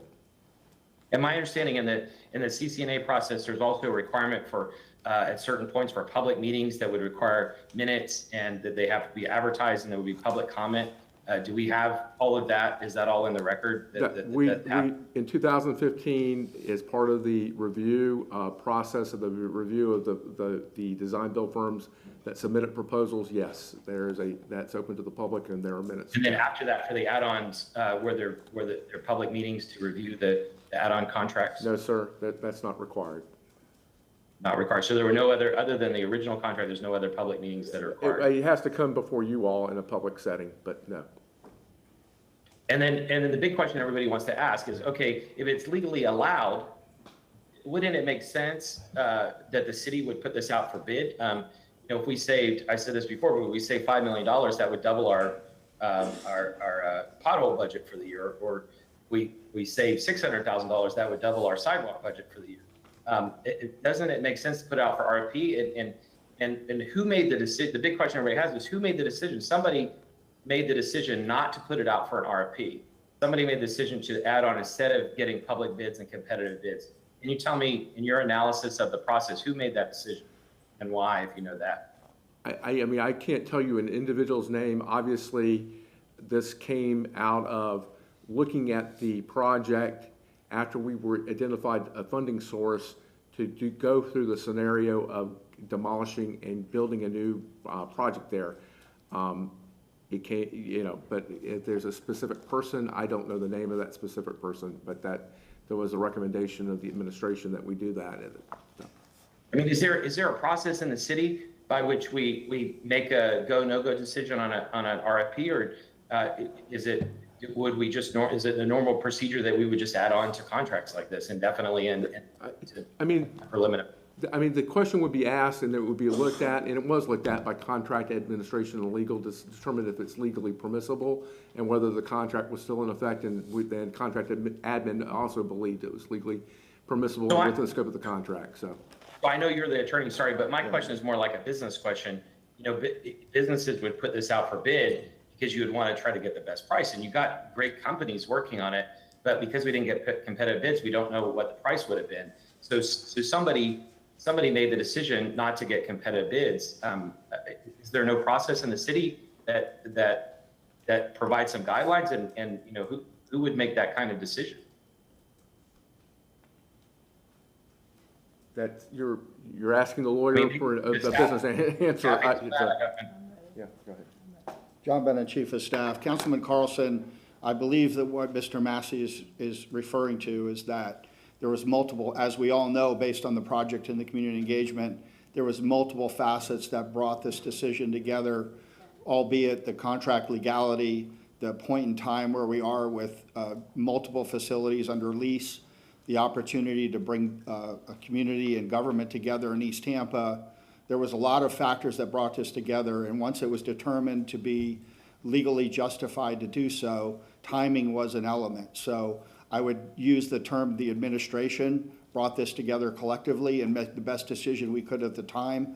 And as I mentioned in the beginning of this agenda item, we do appreciate all the feedback from the community, and we look forward to future project improvement going forward and all the points that have been reflected for the last over a year, actually. And Chief Bennett, I talked to Morris a little bit about this yesterday, but either when I'm finished speaking or at the end of the meeting, I'd like to make a motion to have maybe you and Morris come back and just give us some suggestions on ordinances that would put some parameters around this. The public is just asking, you know, why, regardless of the quality of the firms, why would we go from a $6 million contract to a $108 million contract without an RFP? And so I understand, and to Mr. Massey's credit, he suggested through this entire process of waiting for the agenda item to come forward that we do come back to council at a workshop, give you the current state of the CCNA, both as a legality and a process, and then we can talk about how we can make it better in the internal process as it comports to the executive order as well. And all that feedback has been taken in. It's been documented. We're doing the best we can to move forward with our partnerships. And we don't disagree that we want to make sure that the community embraces these projects, because I don't think anybody said it was a bad project or a bad process when it came to community engagement. We just want to make sure, to Councilman Vieira's point, that we have all the value proposition, whether it's human or vertical or horizontal approaches towards these projects, that we get the best outcomes. And just, but the big question, in addition to legality and all that, is just no business would go from a $6 million contract to 108 without putting it out for bid. And so just because you want to get the same price, and in this case, we're using taxpayer money, and we get complaints every day about how high taxes are. And if we could save money by putting it out for bid, it seems like we would do that. And so I would just like to figure out how we can put some guidelines around this in the future so that it doesn't happen. The last thing is that, you know, I asked a lot of questions when we heard this a few months ago, and I thought they were softball questions, but I didn't really get answers to them. Almost every question I asked, the answer was, it's good for East Tampa, which a lot of people in East Tampa don't necessarily think it's good, and they didn't ask for this. But the biggest question that I had asked, and I talked to CFO the day before, is how much would we otherwise pay for rent? We're consolidating several different places of rent. Originally, we were going to sell buildings and use that to offset some of the costs. But ultimately, like if you're a first-time home buyer, you have to compare the rent not just to taking the capital costs and dividing by 30 years. You have to compare it to the capital costs plus the interest, the insurance, the taxes, plus an O&M expense. And all of that you compare to the rent. And so I'd asked the question to the CFO the day before, could you show that to us? And when I asked the question in the meeting the next day, he said they decided not to do that. And it just seems prudent to me, if we're justifying expense to the public, you know, I'd ask the question, how much is the interest on this for 30 years? And if I remember correctly, it was 71 million. And so if you take 108 million plus 71, not including land costs, that's about 180 million. I don't know how much O&M is for 30 years, but let's just say on the low side, 20 million. Then we're really, it's not a $108 million project anymore. It's a $200 million project. And if you divide all that out, plus the opportunity cost, it's a huge amount of money. And I wonder, it would be nice in the future if we had an analysis of rent equivalency. And if we're going to be paying more to build an iconic building that's beautifully designed, that's one thing. But it wasn't clearly demonstrated to the public why they should pay so much. And the other thing, which I mentioned to you before, is this process started in 2015. If I remember correctly, in 2019, the building across the street, Tampa City Center, sold for 110 million. And so in this process, while we're investigating this building that will hold, I think, 500 people in East Tampa, we could have bought a building across the street where we would have made money renting most of the space, and we could have put our 500 people in there. We would have supported downtown, and we would have had people across the street. So I just, government and business are different, but it seems to me there are certain common sense fiscal things that we have to look at to make sure we're spending the taxpayer money wisely. And we appreciate that feedback, and I think it would be opportunistic for us to talk about it both in a design build CCNA space as well as the voice of the economics, and also as juxtaposed against the time that we're up against. All those decisions are part of the process, so I appreciate that feedback. Thank you. Real quickly, Yeah, lastly, go ahead. Just want to have to talk again. I would just like to say thanks also to the companies involved for stepping up and meeting with the community on the MBE issue and also the apprenticeship issue. I know there were lots and lots of meetings since we discussed that last, and I appreciate the efforts they made and the changes they made. Thank you. I did want to say real quickly for the record that the design build process that we followed is allowed by state law, and the way that process works is the competitive selection process occurs at the front end when you select the design build firm. So that was done when we went through the selection process and selected DPR as the design build firm. The construction cost, that portion of it, is part of the overall package. So I just kind of wanted to make sure you all were aware how that works. So there is a competitive process. It does occur, though, at the front end of the process. So. And if I could ask a follow-on, if they have major, let's say they have $10 million in steel that they have to buy. I don't know the real thing, but let's say $10 million in steel. Will that go out to bid, and they will show us what the different bids were, so that we could show the public that yes, we did a competitive bid on the front end for the construction management design, but on the individual purchases in between, there were also competitive bids that went in place. I mean, you may have to get someone from contract administration to give you that level of detail, but I do believe that as part of when they evaluate and when we negotiate the GMP contract, there is part of that package and part of that process is evaluating, the cost of materials, the cost of getting subs involved in the project. All that goes into the negotiation of that contract, and so that is evaluated as part of the process. All right, thank you, Mr. Chair. Thank you very much. Yes, sir. Mr. And I should have piggybacked on Mr. Vieira. I guess for John and Sal, what I hear a lot of the time, we don't have the people to do the job, and we always come back with some low numbers, or we say that we couldn't find people. What I find also, and hopefully we can kind of incorporate a pilot program within the process, is that they're saying a lot of times the city has too much of a process with paperwork. They want all these financials, they want all these different things to be a part of the city. I don't know if there could be a smaller process for some of these smaller guys to be able to benefit. So I'm hoping during this process, with this RFQ you got going out, that hopefully when you meet with these folks, possibly you can look at how we can help these smaller people who don't have the huge capital, or the little small mom and pop guy who's working. He's got credentials, but he may not have all these long financials and all the stuff that we look for, and we lose out on a lot of good people that do good work. So I'm hoping we can find a process with that, or sometimes the city may have we may have to create some type of bond situation to help these smaller guys. And a lot of times that is the problem. The problem is we're looking at the bigger scope of the big guy, but it's always the little guy that gets hurt that can't eat. So I'm hoping with this huge project, or this RFAQ you got going out, that we can have some type of small pilot or something to see how we can get those mom and pop guys at the very bottom to be able to work too, because that seems to be the problem I hear all the time. And that's why you talk about the mayor's Build the Bridges program. You don't have a multiple of people signing up. And the numbers I see is because those people, they're scared of the process. They don't know you have to do this, this, and that because they never had to do that before. Versus I got a large contractor, he knows, well, we got to go, we got to have this and that. They don't know those things. So if it's like if I met Mr. Miranda, he speaks Spanish. I speak English. Well, I don't know what he's talking about. He might be trying to tell me something, but I really don't know the process because I was afraid of the paperwork. And sometimes when you look at minority communities who've never been a part of the process, they get afraid of the process sometimes. So maybe we can find someone on the side note to maybe help those small people too, because I hear that a lot. Thank you. Yeah, and again, John Bennett, Chief of Staff, thank you, Councilman Goods, for that.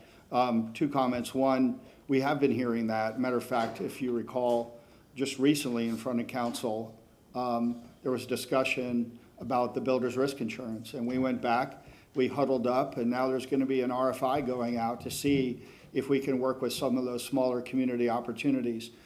So you had me at mom and pop, right? The other thing I want to point out is, and I want to credit Deputy Administrator Sal Ruggiero, when he was in code enforcement on those bridges to business programs, he sent his team out of the scope of work that they usually do to go out and follow up on those EBO credentials and knock on those doors and help people through the process. So we want to get it from both ends. We want to help by bringing back and coming back, and I know Janelle McGregor, as a Director of Community Engagement, is working on that. But, Mr. Chairman, if I could, Miss Adri Colina has a lot to offer. She's been standing patiently, so if we can let her have a moment, unless there's a pending question that I can answer, I would like to give her time. Just really quick, if I may, I wanted to say that with regards to my motion that I made, I think it's inferred there, but it obviously applies to all subcontractors as well. And also, I'd like to inquire at that time on whether or not there's any anticipated waivers that'll be given. I don't think there would be in this, but just something, just for staff guidance on the motion. Doesn't require a response, but just for staff guidance on the motion. Understand, I think. To add that to the. Waivers, explain the waivers, Mr. Bureau. Yes, sir. So a contractor can request waivers based upon good faith efforts of the apprenticeships.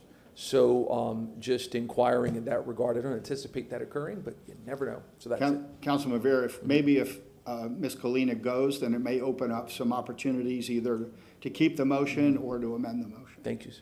All right. Ms. Colina, go ahead. Thank you, Chief. Good morning. Adriana Colina, as many of you know me, Adri Colina, Director of Logistics and Asset Management for the City of Tampa. I'm here today because I believe in the city center at Hannah Avenue. As leaders, our decisions must be made on what's best for the community. We must be selfless, and we always have to think of what's best for the community, not what we want, what might be best for one particular group or another, but best overall. And I'm here to tell you that this project is good for the community overall. It's good for the neighbors, it's good for the economy, it's good for the many job opportunities that it will provide for the Black businesses, Hispanic businesses, women-owned, for many. And it's good for the city employees who will finally have a place that they can call home. Not rented space, but a place that will be theirs. It's going to be a source of pride in the East Tampa community, and this is a positive project. You may recall my first week in this position, we came before you last year in March. Actually, we came before you 3 times last year, March 4th, March 18th, and November 4th. And on March 4th and on March 18th, we came before you requesting an amendment to a 2015 contract that was in existence. It had never been terminated. And that contract, as Mr. Massey pointed out, called for either the renovation, partial or total demolition of a structure at 2515 East Hannah, and it called for the design build of a new one. That is what it called for. When we came before you in March, the 2 times, we came to amend that contract. And we spelled out what those amendments were and what that would look like. And the amendments were 2 things. We were increasing the number of departments that were moving to that building. When we first looked at it in 2015, we were moving 3 departments. When we came back before you last year, it was 7. That number has not changed. Now, I know over the last few months, you've had several people coming public comment. I've heard 11 departments, I've heard half a dozen, I've heard a dozen, I've heard a number. The number has stayed the same, it is 7. The other amendment to that contract was the price. The contract came before you in 2015, and it was at a $1 million and change. And remember, that was a demolition design build. 6 years later, of course, that number is going to be higher. It is 6 years later. And we asked you for that increase to $6.3 million because that is what it was going to cost at that time to demolish the structure and provide a design build for a structure to house 7 departments. We told you we were coming back to you in November with the GMP, or later on in the year. At the time, we didn't know November, but we knew we were coming back to you for a GMP. So at no point did we say that number was staying at 6.3 million. I wanted to tell you that when we came to you on each occasion, we presented a lot of information, and I was part of those presentations. And at the close of each one, we said, and we are here to answer any questions that you may have. So it's troubling that there was questions unanswered, because we were here, and we were here all along. And we are here today, and we will answer your questions. That I promise you. We promised you we would be engaged in the community, and we have been. I personally have walked that community. I will tell you that community is very diverse. My mother-in-law, Cuban, lives there. I can tell you that neighborhood is proud. I have talked with them. I have met with them. I've met with the businesses one-on-one. We met with Grace Point, Tampa General, so many.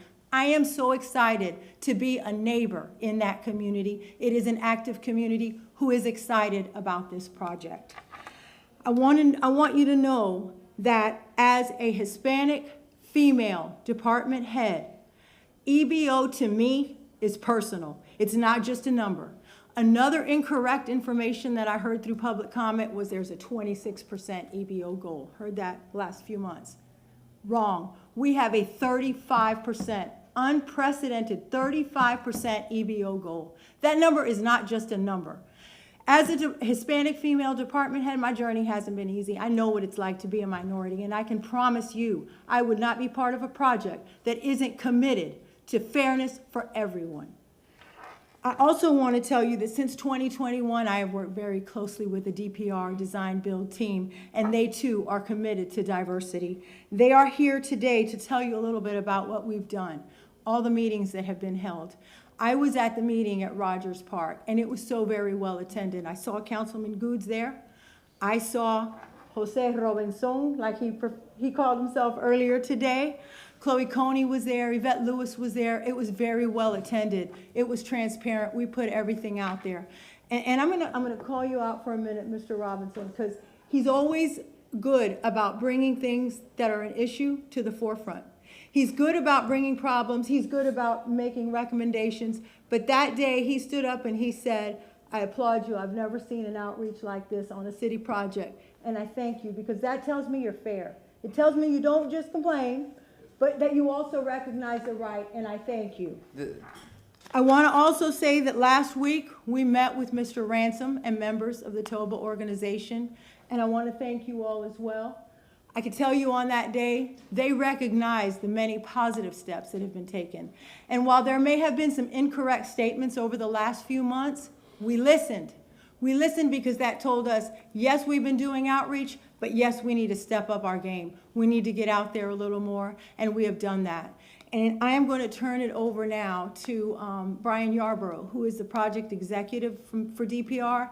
But I want you to know we do have this RFA in place, that we have someone that is going to be the owner's rep that's going to make sure we're meeting those EBO goals.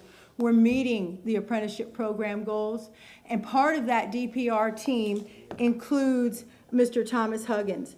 And you're going to hear from Mr. Huggins, who is with Ariel Business Group. And he is no stranger to East Tampa. For the past 40 years, he has gone to church there. His son went to school there. He is a former past chair of the HCC Board of Trustees. He's a former TOBA member, chair of the Urban League. His ties to Tampa are strong, and his dedication to this project is solid. So I can promise you, council members, this project is good, and it's in good hands. Thank you very much. Councilman Vieira, did you have anything, sir? Oh, no, I don't have anything else. And Councilman Goode? Yeah, Ms. Colina, I noticed Mr. Vieira said good faith, and I saw Mr. Ransom run to Mr. Bennett. You know, and no disrespect, Mr. Vieira, the word good faith is a bad word sometimes when it's used with minorities. I'm gonna be candid with you. Because it gives leeway for people to get around with a loophole saying good faith. We have to make sure we have some language in it to make sure that we're doing what we say we're going to do, because good faith is a contractual lawyer's term, legal term. We attempted to make and again, I'm not picking Mr. Vieira, I'm just saying that I know where Mr. Ransom was going when he said it, he jumped up, and I knew his mind, because I've always said that too when I look at some of these contracts, good faith. So I want to make we clear that we kind of clear that up a little bit to make sure we're doing what we say we're going to do, and kind of not hear so much on good faith, okay? No, I appreciate that, Councilman, and talk is cheap, and we're here to talk to you about the facts and what's been done. Councilman Vieira. And I want to clarify it, when I said good faith, that was a statutory term from the apprenticeship ordinance, had no bearing or relevancy whatsoever to the WIMBY issues. That's specifically to the apprenticeship issues. So just in response to Councilman Goode's point, that's specifically to the apprenticeship issues, nothing to do with the WIMBY issues, very narrowly tailored. So just for the record, thank you. Mr. Chair. Yes, sir, Councilman Carlson. Yeah, I just, Ms. Colina, I just wanted to follow up on one thing you said about the questions not being answered. They were answered, but there weren't sufficient answers. I can give you a couple examples. I had teed up the CFO the day before to say, what's the rental equivalency? And then for some reason, somebody decided not to give us that. That seems like a basic question. So the question was answered. The answer was, we decided not to do that. And what I'd rather see is an answer to show what it would otherwise cost, so we can look at apples and apples. And then another question I had was, why is this building so expensive? And I said, some constituents would like us to rent space at Floraland Mall or somewhere like that. They would like us to get the cheapest space possible. So what's the reason why we would do this? And the only answer I got was that it's good for East Tampa, which I thought was a very weak answer. It's a fluff answer, not a operations or business or administration answer. And since we're stewards of the public trust and dollars, I think we should just be prepared to answer. And I actually had to fill in to suggest, well, don't you think that it's better to bring all these departments together? Wouldn't that be a reason? But then the answer was yes, but it's also good for East Tampa. So I think if we're going to make a decision, and it sounds like a lot of thought was put into it, we should be prepared, not just for city council, but for the public, to explain why, if we could rent space at somewhere like Floraland Mall, why would we spend so much on a building like this? And I think you all have answers, but in that meeting anyway, I didn't get the answers. So, and the public didn't get the answers. So you all don't have to answer them now, but I think we have to think about the larger aspects of it. This is a big project, and people just want to know how we justify spending so much money. Thank you. Yes, sir, Mr. Carlson, and I wasn't in that meeting, but what I can tell you is the contract that we are in right now with WEDU for the space just on North Boulevard, we're paying $125,000 a year, and remember, that was a 90 contract. Rent right now is astronomical. I don't even know what that number would look like. We haven't looked at that because honestly, our choice A would not be to simply give away taxpayer dollars on rent, but to invest it in something that one day we can call our own. And then, but the other way of looking at it we're taking away bonding capacity too.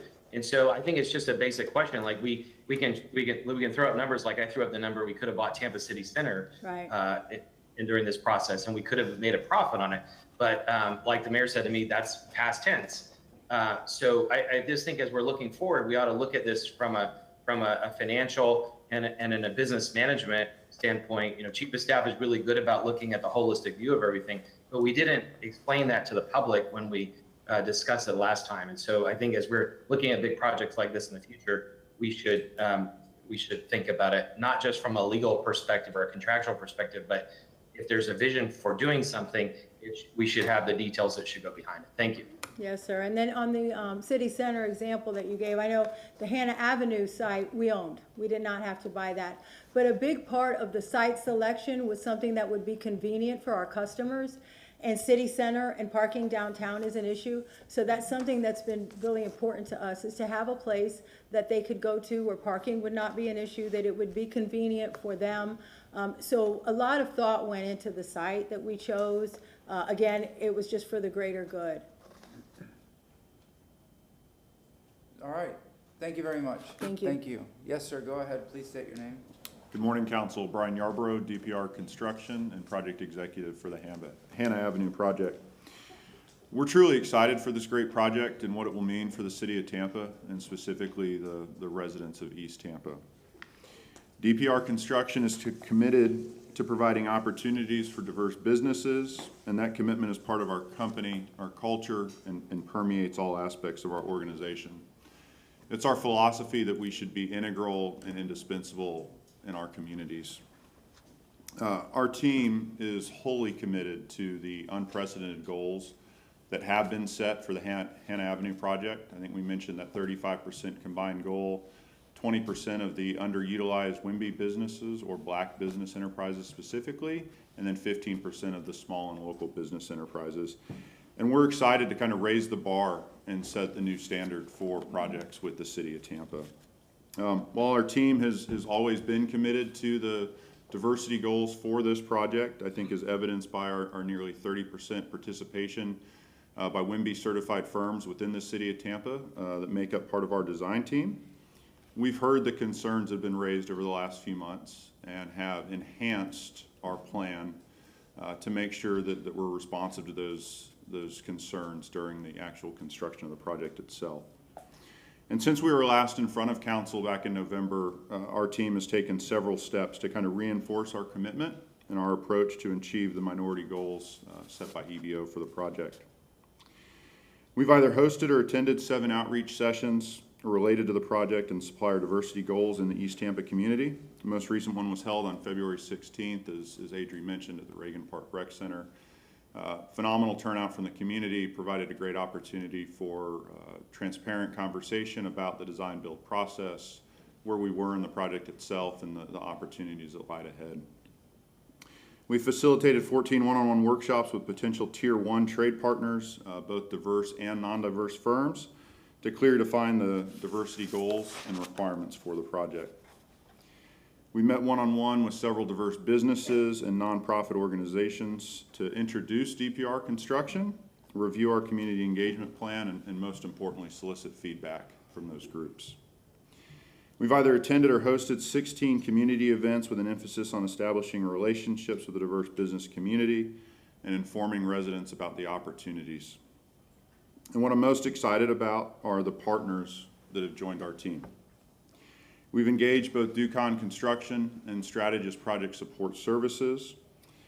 In the Hannah Avenue project, both will not only provide project management services alongside the DPR construction team sitting in that job site trailer with us, but will provide construction management oversight of major components of the project, and that includes the parking garage, both the fleet maintenance and the facilities buildings. And then in addition to Ducon and Strategist, I want to introduce Thomas Huggins with Ariel Business Group. Adri mentioned him earlier, but he was kind enough to join us here today. Thomas and his firm are a Tampa-based diversity consultant, and they're providing us local, boots-on-the-ground support for our Hannah Avenue project team. Thomas is helping communicate our plan to the community. He's monitoring progress for certified BBE and SLBE firms working on the project. He's making sure to administer accountability measures for all stakeholders as it relates to the achievement of the diversity and workforce goals. And he's partnering relationships. We've recognized and had a lot of discussions as a team that what we may deem or others may deem a small dollar value for involvement can mean a lot for some of these small businesses. And so we want to maximize those opportunities, whether it's catering companies for various outreach events or job site functions. It's local reprographic businesses. It's getting engagement across all levels for the project. Thank you. Thank you very much. Mr. Huggins, sir? Thank you, Brian. Good morning, Council. Again, my name is Thomas Huggins, and as Brian mentioned, I'm with Ariel Business Group. I want to start off by saying Our company has been around in Tampa for well over 26 years. We worked on a number of projects throughout this community, construction projects, and have an extensive amount of experience working with larger construction projects. We appreciate the opportunity to work with DPR, but one of the things I want to just highlight, as an African-American owned business here in Tampa, this project is personal. This is not just an opportunity to do work, it's personal. It's to be able to have an opportunity to impact the community locally. As Ms. Kalina mentioned, for the past 28 years or so, I attended church a block away from this location. I live and drive, have lived in this neighborhood, lived in and around the East Tampa area, and have worked in the community for a number of years. After meeting with DPR and the community stakeholders, meeting with Patrice Gilmore, the National Diversity manager for this project, and Lauren Hickman, we decided to become a part of the team. We made the decision to become part of the team because of the diversity initiative that they brought forth and the aggressiveness that they were looking at, trying to ensure that the community as a whole was going to be involved in the process. For over the last month and a half since we've been involved in the process, we've been working very hard, very aggressive to identify individual Black businesses and other small local businesses in the community. Number one, to be able to provide those opportunities in the community. Our goal in terms of being a part of this team is to see that individuals from this community have an opportunity to participate on the project. And that's with our team, working with the DPR team, the senior leadership, Brian and his team, project management team, to be able to look at creative ways to bring individuals into this project and individual companies into this project. Not the traditional ways that you have seen construction projects being built, but we're looking at very, very unique opportunities to provide mentorship opportunities and bring in Black businesses that may not have worked on a project this size, but be able to have the opportunity to mentor with the DPR self-performing teams. So the uniqueness of the challenges that face us also provides the uniqueness of the opportunities that are there. And I think with the DPR commitment from their national corporate culture, their local staff, that is the reason why we made the decision to be a part of the team. We chose to be a part of the team, to assist, to help to impact the community, both from a business standpoint, but also the employment side of it, to be able to look at how we address employing individuals from the community into this process. And we think this is a great opportunity and a great project to both not only provide opportunities for individual business owners, diverse business owners, but also provide job opportunities for individuals. And to Councilman Gould's point earlier, one of the conversations that we had, that I personally had with Brian and the team, was we have to begin to look at projects not just on the construction services, but the non-construction related services. How do we make a project impact the community? How do we take this project and how do we embrace the communities in the area? How do we bring in catering companies that, as Brian mentioned, spending $1,000 to a construction company on $108 million may not mean a lot to the construction company, but it means a lot to that catering company that's in the neighborhood. Working with the printing company, we spend $2,500, $3,000 with the printing company. That means a lot in the neighborhood, in the community. So to your point, Councilman Gould, we're looking at all opportunities, not just the traditional construction opportunities, but the catering opportunities. We may have a dinner or a luncheon or a community event at the trailer. Why can't we go to the community? Why can't we go to the restaurants in the neighborhood to be able to buy those services? And so that's the kind of focus That's the uniqueness in terms of the opportunities that we're looking at, trying to make sure that the community as a whole is input. We got the input from the community. And we're continuing to work with the community as a whole, continuing to work with the community stakeholders and being able to address that. As one of the things that has not been mentioned, one of the other individuals that's involved on the project is logistics, event organizers. There are many events and community activities that will take place. The team has hired a Black female to be able to work with them on logistically organizing events. So I will say this, that since we've been involved early February, that there has been an aggressive opportunity to meet, to exceed the goals that have been established by EBO and to address the concerns that the community stakeholders and you as council members have brought before DPR. And we're committed to working with DPR and ensuring that those opportunities get to the community. Thank you. Thank you, sir. And, your reputation speaks for itself. You're a respected member of the community. As you have said, and everyone before you, you know the area. You're invested deeply in that community. And you mentioned quite a few things. It's not just the construction. It's about everything else, catering, printing, whatever, local services that can be utilized, because a rising tide lifts all boats. And this project is big enough that there's enough for everybody. And we need to invest as much as we can in that community, in the Tampa community, the surrounding areas, to show that, again, there's equity. There's an open door for everybody. Again, and I appreciate all the information. My biggest concerns are, I respect Mr. Robinson, I respect Mr. Ransom and the gentleman from Toba, the union representatives that are here. Are they satisfied? They've dug deep into this. We've talked about the legalities of the contract, but I know Mr. Robinson has studied this in and out. He's been very vocal. He brought this forward, with others to make sure that it's right, that we do right by the people of this community, and that there's no stone left unturned. Again, because of the magnitude and the questions that have been asked. I'll stop there. Council members, do you have any response? Yes, sir. Sir, have you ever done any look in the future? What if the project is so successful like it's planned, and what if it's going to happen to the neighborhood, and how many new business has the opportunity to start, because now you have an energy that's creating opportunities? Have you ever looked at something like that around the neighborhood? At this point, we have not, but I know that we anticipate the impact of that project and the individual businesses in there to be significantly greater than where it is now.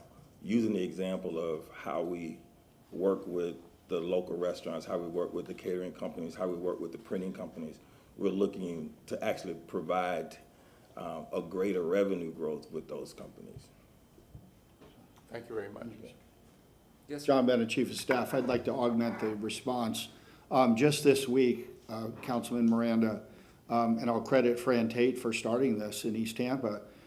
We had lunch, Nicole Travis and I introduced Nicole Travis to Allison Hewitt. And we started talking about getting businesses involved early, so everything's running concurrent with the construction project. So that's a space for Nicole Travis. Miss Osea Wynn is all over the EBO progression and everything else. So those that you see here today are just a piece of the puzzle, going back to all the comments from council and the public. Everything's moving in the right direction, and I do think we're building new templates going forward. You have to have business to have opportunities. Without that, you have a big building just there. But I think it's going to add a lot more to the opportunity to help everyone in the area to have the opportunity that everybody in the city of Tampa has. Thank you very much. Mr. Chair, if I may, and following on the comments this gentleman made about involving the community, this council had asked in prior meetings that there be amenities for the community, meeting halls for neighborhood associations, that there be meeting halls for any other organization, scout troops, whatever. That this building should not just be this monolithic building where people are afraid of.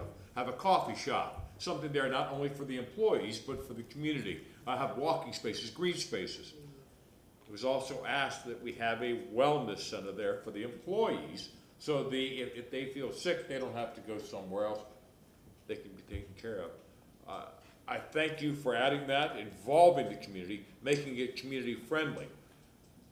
Chief, we're hearing monies, but in this future project for the city of Tampa, everything that we're relinquishing and letting go, lands, building, rents, that is also going to help us pay for this new building, this new megaplex for our employees. How much are we talking offsetting? Just ballpark figures. I'd have to defer to staff. I don't know if Deputy Administrator Ruggiero has that number, but I will put one comment in, and if we don't have the number right now, we will get it to you and to the public. But I will say the one word that's not being used very often, which is near and dear to my heart, is risk. So a lot of our facilities are in evacuation areas, and on top of everything we're doing, we were looking to go through what we went through with COVID, with the continuity of operations and continuity of government for council to be able to convene somewhere out of a risk zone. So risk isn't just, you can't put a price on that. If you go back to Katrina, or you go back to anything else, you can't put a price on the ability to run government inside of a space that is resilient and sustainable to the community. But I'll check. I don't know that anybody's here that can provide that number offset. We don't have Sal Ruggiero, Deputy Administrator. On a couple of the properties that we do want to sell in the future, we have an old appraisal on one of them, and the other property on Spruce Street, we're still in the process of moving. You know, we're going to move everybody out when new construction starts. We'll get that appraised. So I don't have a number exactly, you know, on the properties right now. When it comes available, please. We'll provide it. One last thing, Mr. Chair. To Mr. Bennett's point, thank you for listening to us. When COVID came, that was a request of mine to make sure that we have a facility that we can go to in case of emergency. So I thank you on that. Thank you, Mr. Chair. Let me just make one point too, that on this design, to kind of talk about what Mr. Miranda was talking about. We strategically put facilities and fleet, a component of fleet, into this, and there is going to be a workforce development in this building, a cooking school and other things. But we want to tap in to the local area from mechanics and construction within the city. So that's our goal there too, is to develop future mechanics for the city of Tampa's fleet and also trades workers for our facilities and buildings. So that was the just strategic goal that we had in place when we made the overall design. Remember, you better look at electric vehicles because you're going to need mechanics less and less. Yeah, those are coming online. Only a comment. Yeah, I know. Yes, but we'll need electricity. But in regards to that, we still have heavy equipment. There's no EVs in that. Yeah, so thank you. Remember, you have 2 council members with electric cars, so the future has arrived. I drive a city one myself. There you go. Now we're just waiting for the brickyard to get hooked up. Yep. I saw Mr. Ruggiero pop up briefly. Was there anything from you, sir?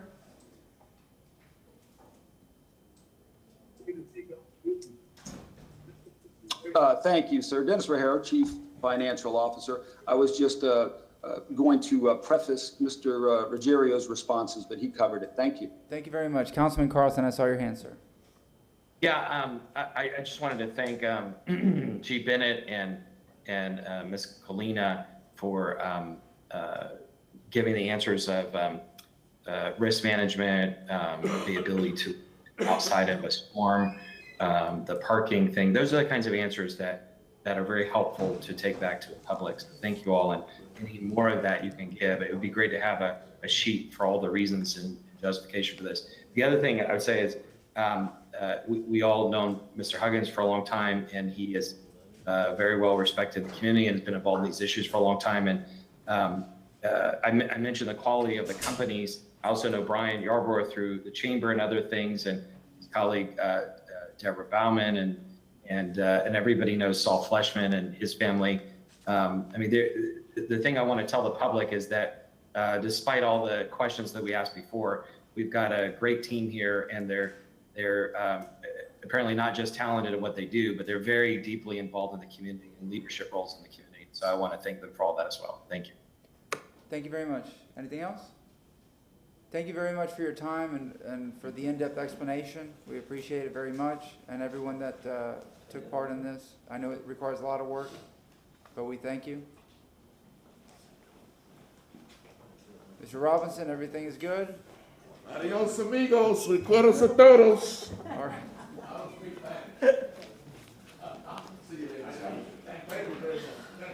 All right. It is 11:12. We will go. That covered item 10 and 11. We'll go to item number 1. Good morning, Chairman, City Council, Brad Baird, Deputy Administrator of Infrastructure, to address item 1. This item is for additional work order agreements for professional architectural and engineering services on an as-needed basis for a 2-year period.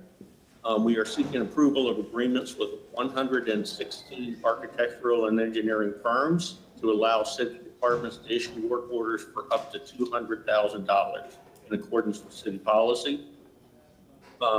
I'd like to give a breakdown of the WMBE and SLBE firms.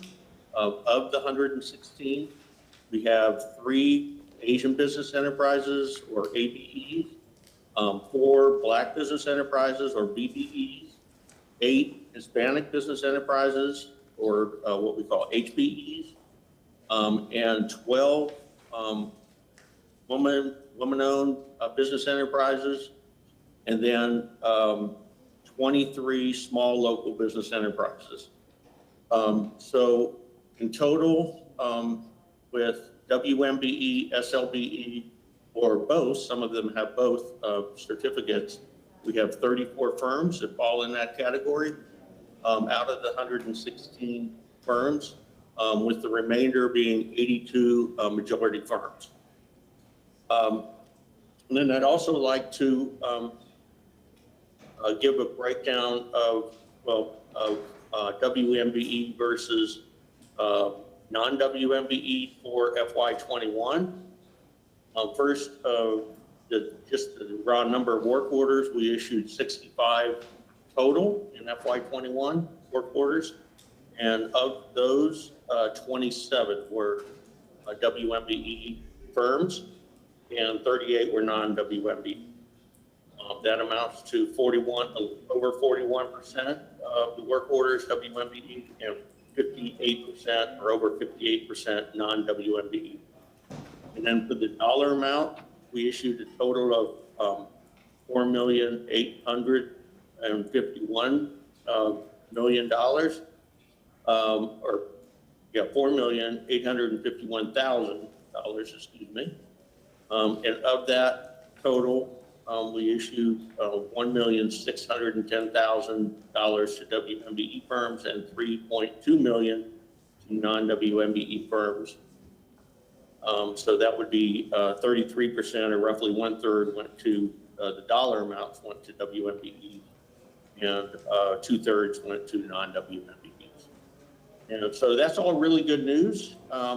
Very high participation. It's increased over the years, especially in the last 2 years, that this city council has focused on that. So the approval of these consulting firms is a standard process that we go through approximately every 6 months. And it provides opportunities to interested professional architectural and engineering firms to be qualified to do work for the city of Tampa. The last approval of a group of consultants was approved in August of 2021. So that's about 6 months. And that was for 160 firms. So we'll have a total of 276 firms should City Council approve this today. Every municipality and county have a similar process to establish qualified consultant talent. So we are asking for your approval of this item to continue city work. Do you have any questions for the gentleman? Mr. Chair? Yes, sir. Councilman Carlson. Yeah, Mr. Baird, one of the concerns we hear in the community is the no bid contracts or single bid contracts, and we just talked about one a minute ago. The concern the public has is that when these firms are shortlisted, then the decision after that is arbitrary about how companies are picked and how much they're given. Did I hear you correctly that these have a maximum of 200,000 budget? And I don't know if Morris is still there, but is there some loophole where that can just be increased, or is the maximum 200,000 without coming to council for a specific contract? No, that is a maximum for each work order is 200,000. And these firms are selected in accordance with the Consultants Competitive Negotiations Act, or CCNA. They're used on an as-needed basis, as I said, and it's in place for 2 years. I do want to point out that state law was just recently changed for these types of contracts where you issue work orders. Through the CCNA selection, the state has approved a $500,000 limit. But city policy and based on actually your approval, we have limited that to 200,000. But anytime the work order is over 100,000, it has to go back to city council for approval. That's great, thank you. The other thing is we've heard feedback, at least I've heard feedback from vendors who say they get on a list and there's 10 companies in a certain category, but only 1 or 2 of the companies gets called. Is there a system where, I know some municipalities will rotate through, so if the companies are already pre-selected, then as projects come up, they just get them in order so that everybody has a chance, or is it just arbitrary to whoever the project manager is? Yes, that is actually also a requirement of state statute that you encourage spreading out the work, and that is in our executive order that we put in place that Morris went through earlier to spread that work out. So what we do is called a pick 3 process, where the project manager selects 3 firms to have discussions with, and then 1 firm is selected by the user department and that engineering group. And so if other firms have been used, you said in a category, and that's exactly how they're selected. So if there's 10 firms in a category and other departments have already used 3 of those firms, then we would look to another 3 firms to spread that work out. So before you would go back to the first firm, all the firms in that category would have projects. That's the goal. That doesn't happen 100% of the time. I'm going to be 100% transparent on that. But that's our goal, is to try to, rotate for all the firms. But as you can imagine, if we have 276 firms on the list, and in the last fiscal year, we only issued 65 work orders, sometimes you're waiting years before you can get a work order. Yeah, I would just ask, and this is on behalf of people who complained over the years, any way there is to provide fairness and equity within the sets of companies. They've gone through the process, as Mr. Goods described before, they're filling in all the paperwork and qualifying, but then they just want to be treated fairly, and part of that might be communicating with them about how the selection process goes. But if there's a list where you're rotating through the list and you explain that to them clearly, then hopefully they would understand that it's equitable. And if it's not exactly done that way, I would just ask, without a motion, anything you all can do to spread it out to provide equity throughout the community would be great. Thank you. Thank you for that feedback. Thank you. Any other questions? Yes, sir, Councilman Goods. Yeah, that's the question I have, because I had a guy call me about a couple of months ago saying, well, this one company has 12 contracts. I'm like, the one company has 12 contracts. And just look at the fairness. I mean, making sure that everyone gets an opportunity, a chance. I don't think one company should have 12 contracts. But again, learning myself, learning the process. So I think that's something we need to look at in our policies. Even though you have this long list, making sure eventually everybody gets a chance to make a dollar. I think that's a fair way of doing it, to make sure someone gets a chance, because I wouldn't want to keep flying. People say, I've never got a chance. And I've been on the list for 5-6 years, but I've never got an opportunity. So maybe we need to look at our process again, Mr. Beard, to see how we also rotate so everybody can get a chance to eventually get a shot at getting a contract. So just something to think about. Thank you.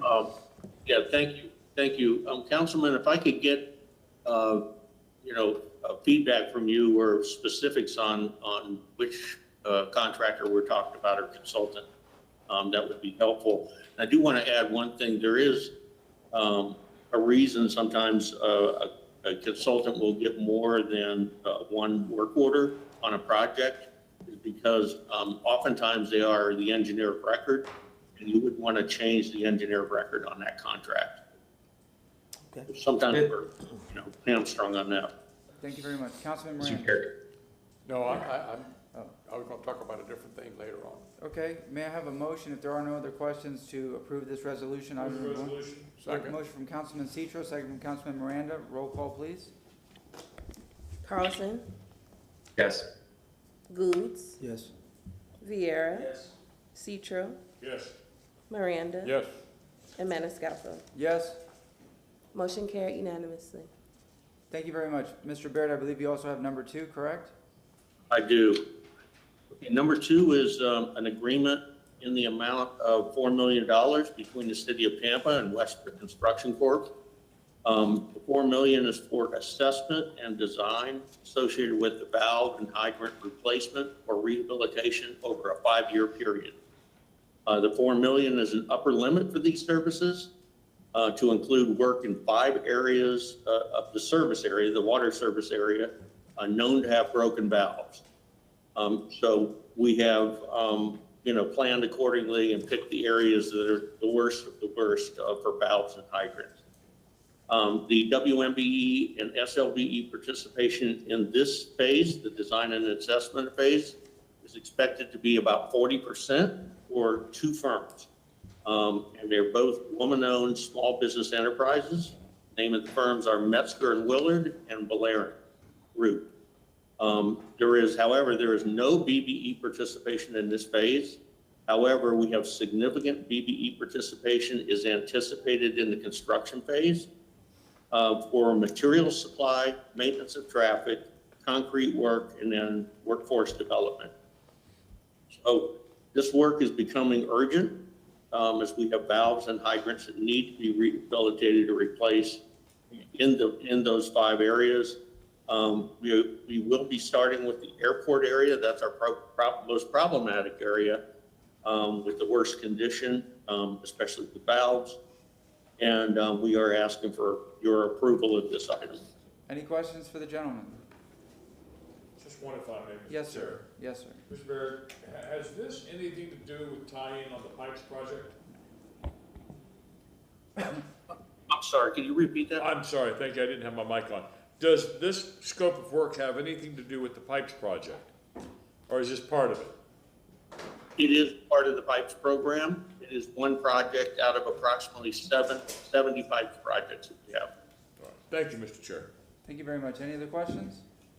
May I have a motion to approve item number 2? So Move moved. the resolution. Second. A motion from Councilman Citro, second from Councilman Miranda. Roll call. Vieira, Yes. Citro, Yes. Miranda, Yes. Goods, Yes. Carlson, Yes. and Maniscalco. Yes. Motion carried unanimously. If I may, Mr. Chairman, my aide handed me 2 things that was sent to us last night. One at 9:10 p.m., the other one 10:37 for item to be added on to item number 16. And I don't know if your aide gave you that. I have it here. Is Okay, it I want from- to make sure, because I want to make sure you have it. All right. I don't have it. These are the letters of Right, support? for Yes. support, and one adding dates to the, I'll make you a copy then. I have some copies made, thank you. Thank you very much. Thank you very much. All right, next up is item number 3. We have some PowerPoints, and we have Chief Tripp and our brand-new Chief Mary O'Connor. Yes, sir. Go ahead, go ahead. Okay. Yes, ma'am, go ahead. Good morning, Council. Barbara Tripp, Tampa Fire Rescue Fire Chief. Today I'm here to discuss item number 3, and pretty much it's an update from an item that was discussed or recommended by Council from last year. So just let you all know, I've been working real hard trying to get this information for you all, so just going to give you an update on what we've obtained so far. So pretty much the mission of Tampa Fire Rescue is to protect the community providing response for all requests, okay? And that's the mission that I've been trying to do over the last year. So as I go through the side presentation, at the end, if you have any questions, I'll be more than happy to answer. So next slide. Like I say, pretty much that's our mission, to provide service for all requests. Next slide.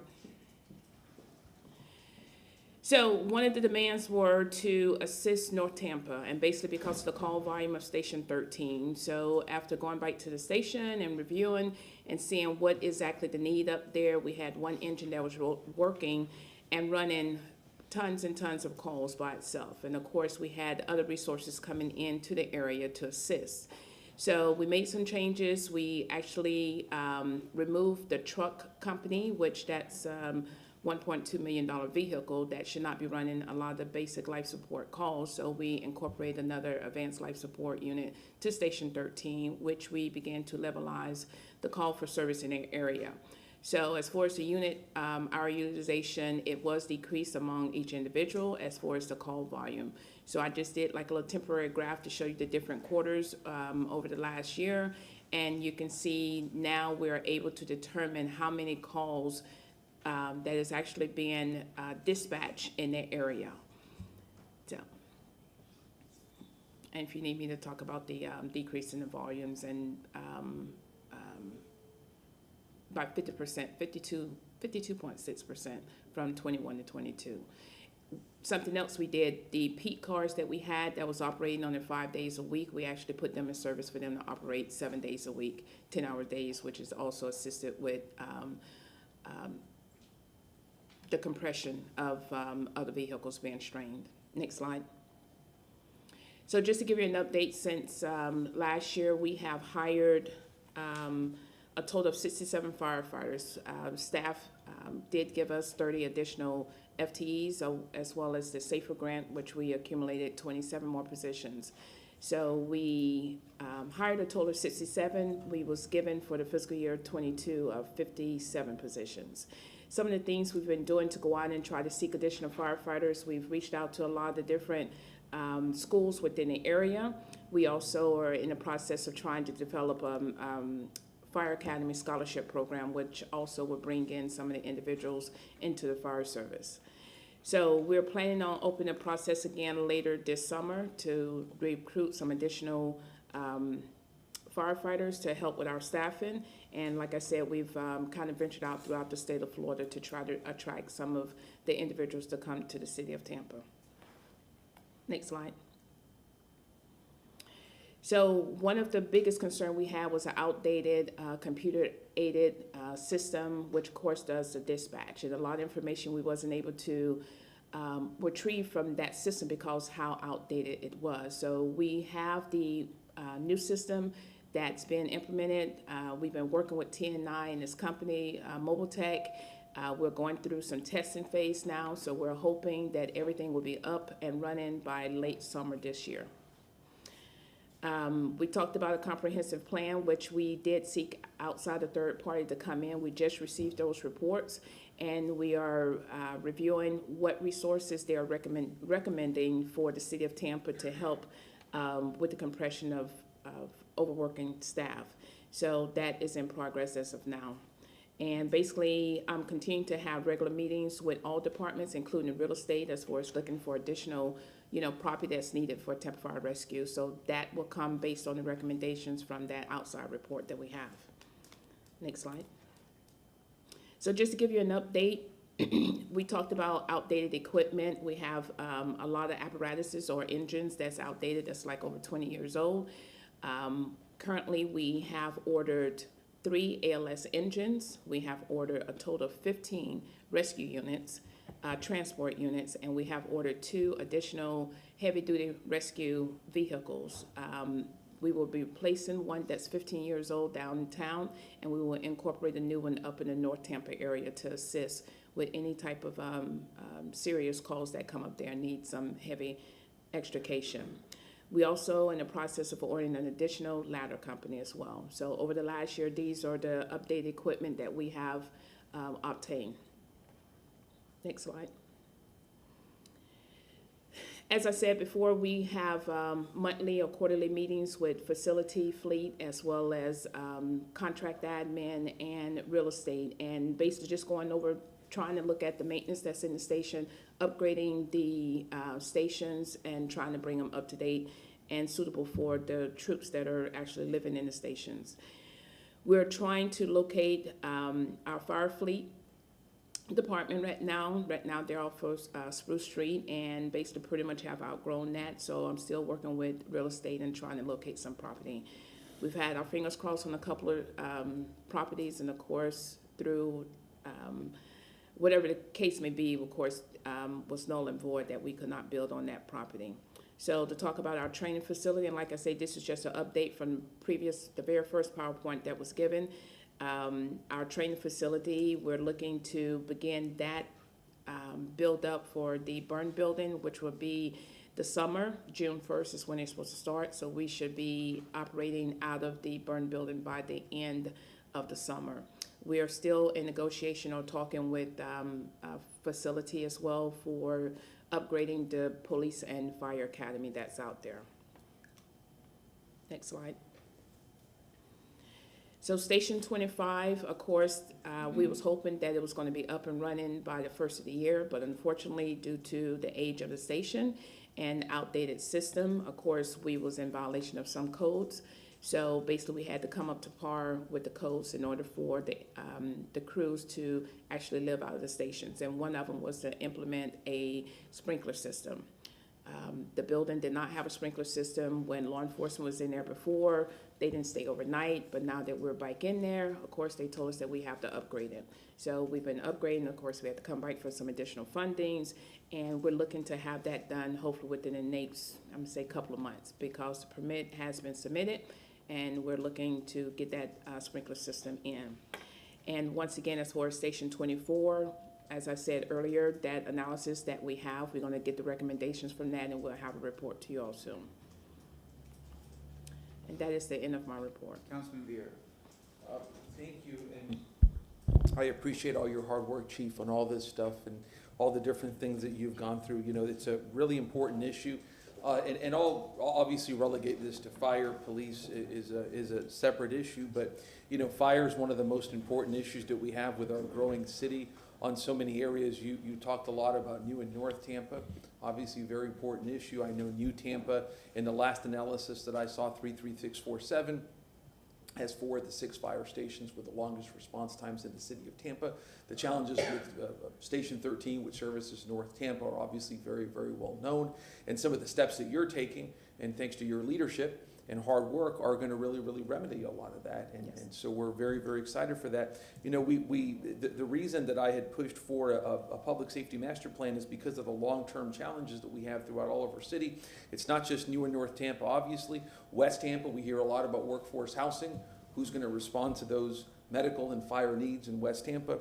West Shore, a lot of challenges there. South of Gandy continues to grow.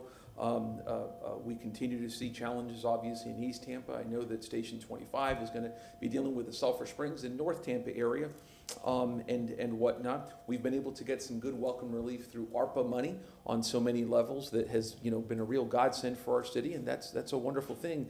But we really need to look at long-term funding sources for police and fire. I'll speak about police after Chief O'Connor comes up. But you know, as the basic idea is that as we build more and more within our city, and we continue to see housing in different areas, et cetera, we need to have confirming and corresponding infrastructure investments in there. I saw an interesting picture that I think it was a firefighter put up, which is comparing downtown Tampa about 10, 11, 12 years ago to downtown Tampa today, and you see the vast residential expansion that there's been, but they continue to have the one fire station there, and I know that y'all are working in that regard.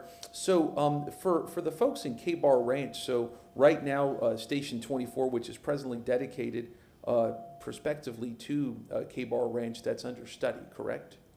Is that what you had said for Station 24, that's prospectively for the new Tampa area? It was going to be in North Tampa. I didn't know exactly what area it's going to be. We was going to base it off the analysis that was given to us and the recommendations. And I understand what you mean as far as K-Bar Ranch, as far as the response time. It's not the call volume, it's more or less the response time.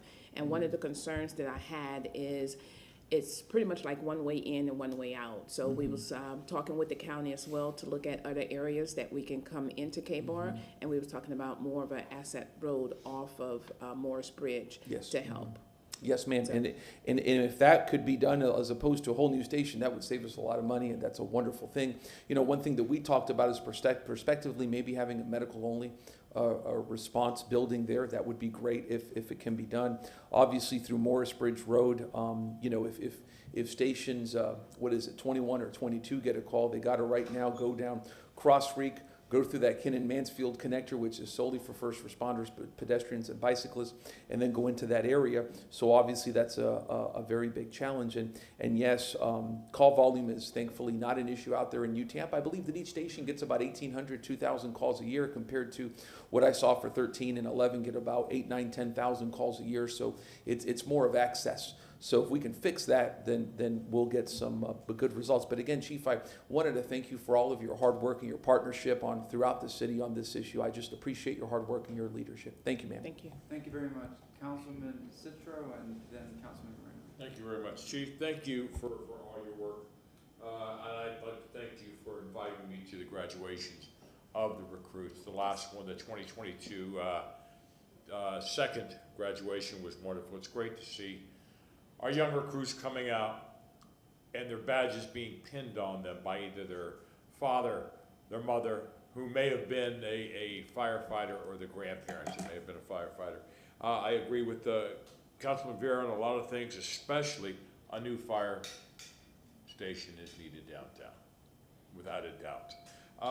You had mentioned the training facility on 34th Street. Yes, sir. And the renovation of that. Are we going to have enough room on that area, or are we going to be needing, I see your smile, are we going to have enough room to expand on that area? Yes, sir. I think the current building that's out there now, I think it'll be renovated, and we're looking at different designs as far as adding additional buildings out there. But so far, it's enough property for the need that we're looking at.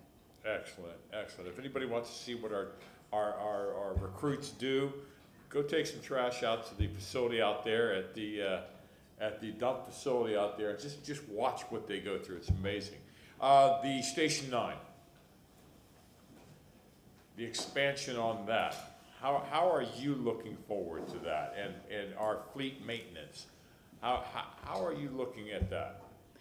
As far as Station 9 or fleet maintenance? Because we have a fire station there as well as the fleet. Fleet maintenance at Station 9. Okay, so fleet maintenance need to move. There's no ifs, ands, or buts. They need to move because they're actually, it's compacted there. They don't have room to do a lot of testing, and which that's what I've been working with real estate, and we actually been looking at different property. We came close twice, you know, and because of a lot of the real estate with the EPA, with the grounds and all of that, of course it was a no-go, but I'm still working with real estate to try to find a location for them.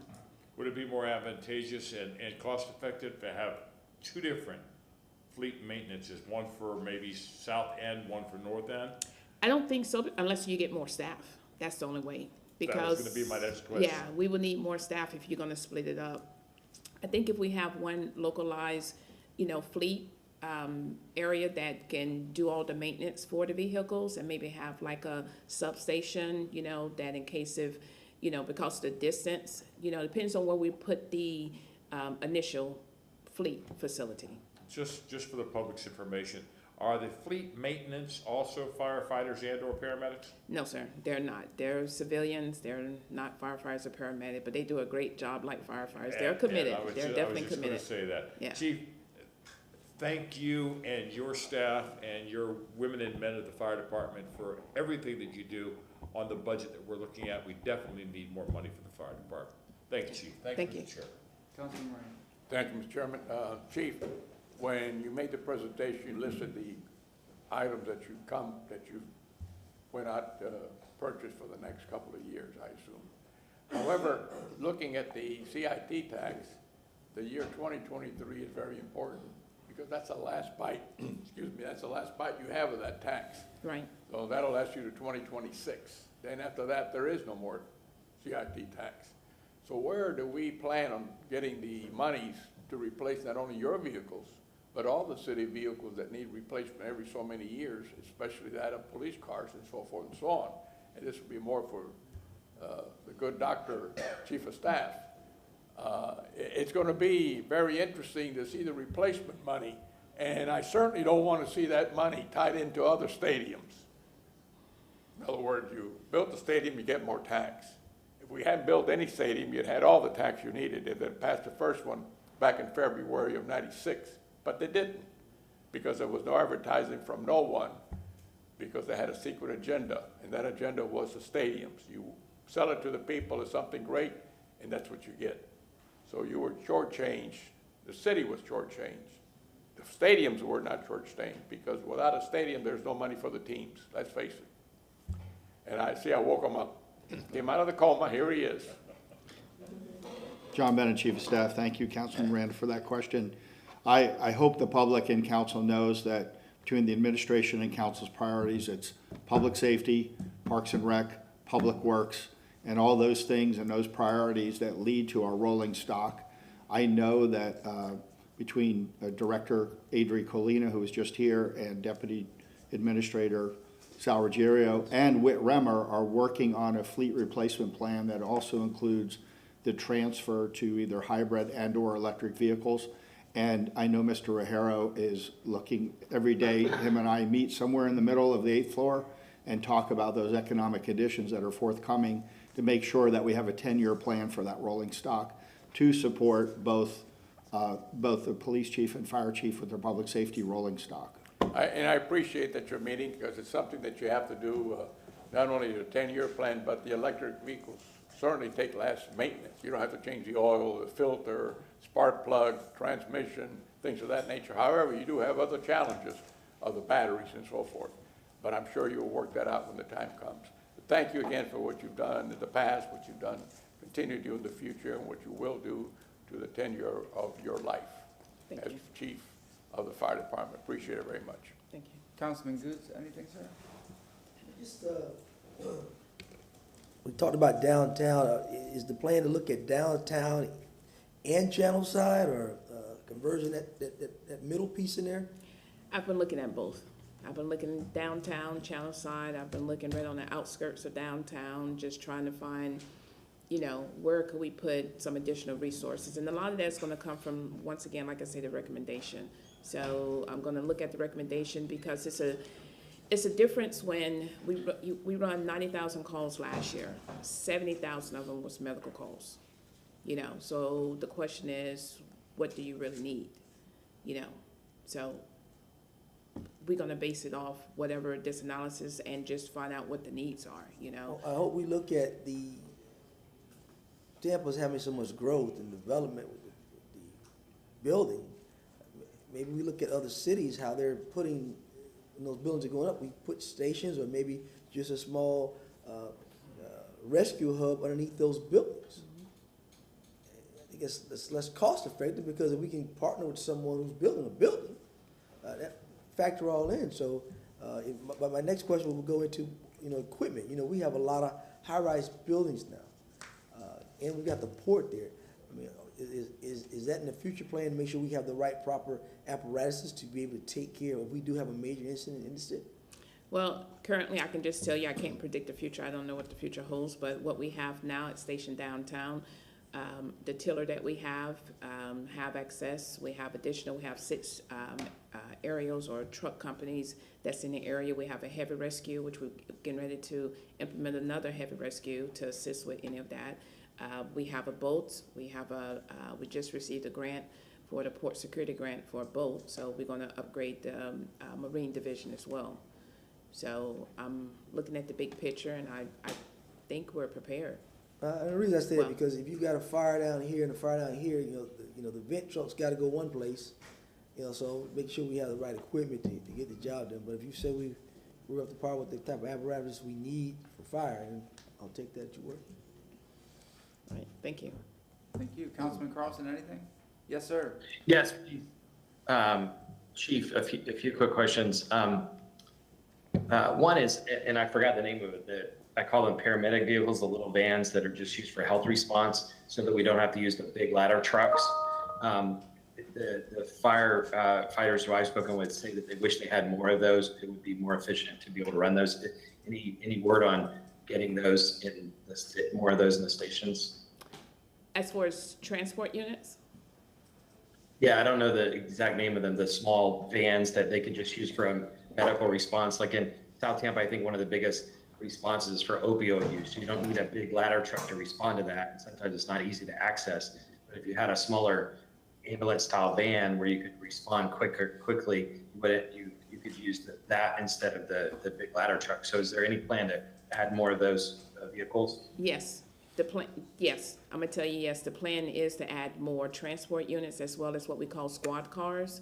So we can have like a first response that's there, initial response, the same thing that City Council Vera was talking about, like up on the north end in New Tampa. So it is in the talks, it's in the works. I just was waiting on this analysis to come back so I can actually put them where they need to be put.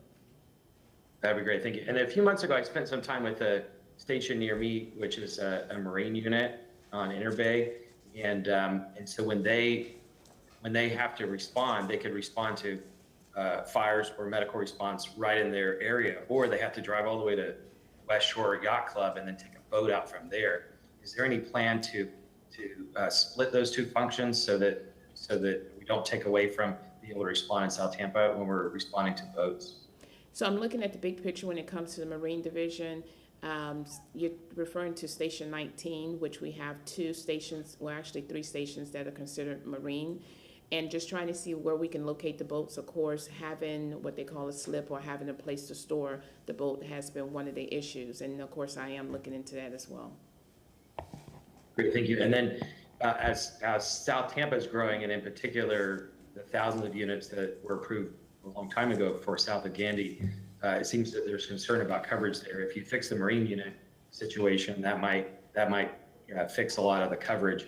But how does the South Tampa coverage look to you? Do you think it's adequate, or are we maybe falling behind like North Tampa and some of the other areas? No, we need to add some additional resources in South Tampa. Yeah, and on all of that, I know you're going to be giving us public updates, but as we go into budgeting, if you give us specific updates citywide, but also for our districts, I think we all are in favor of helping to make sure the population is safe.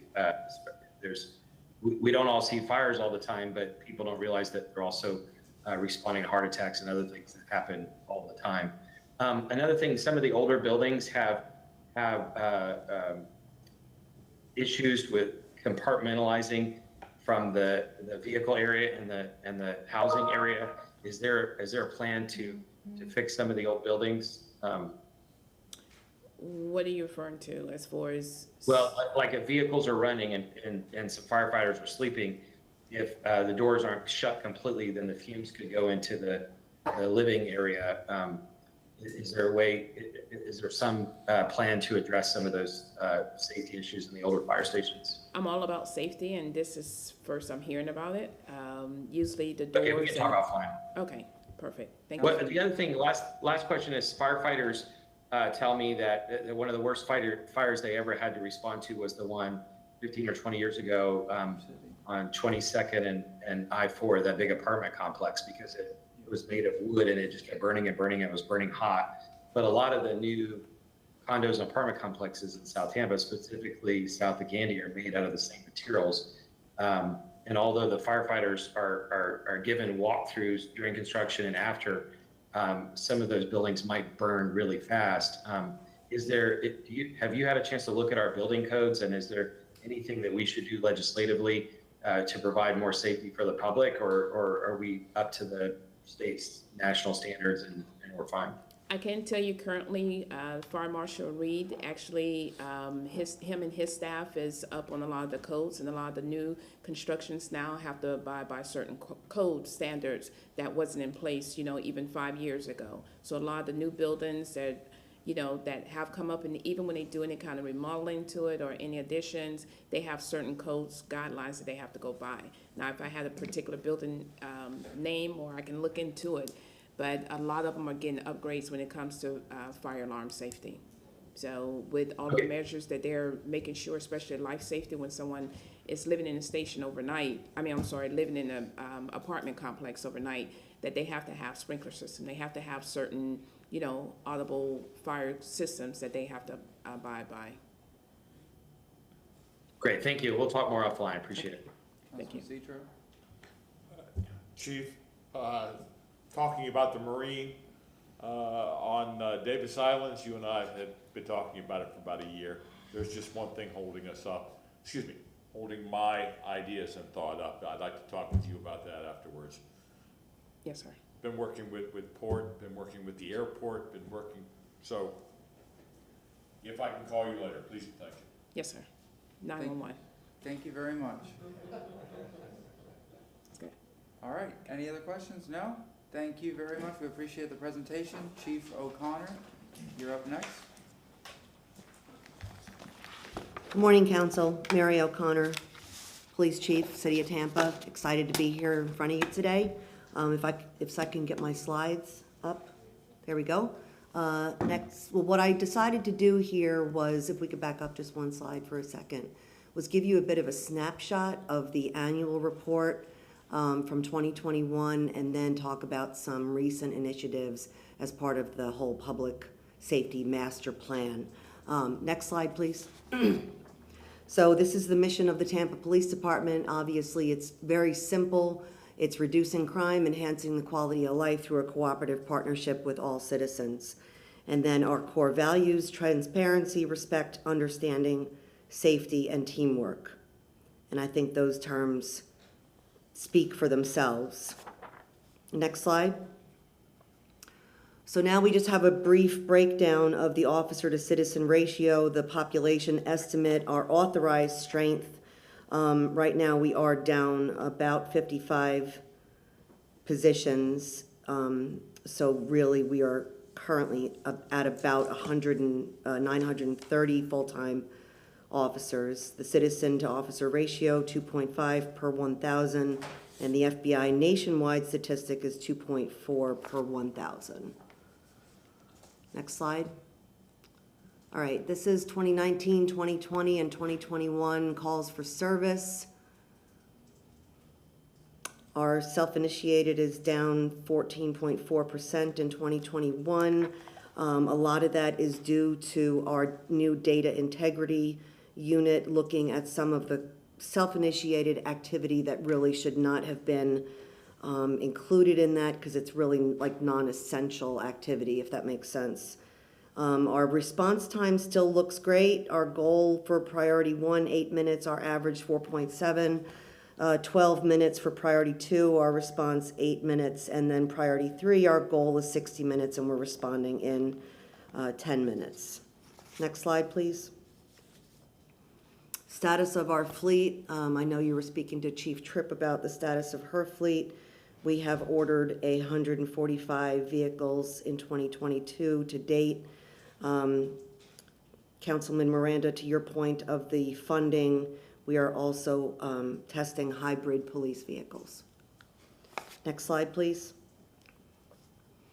This is a snapshot of our violent crime. At the top, the percent change.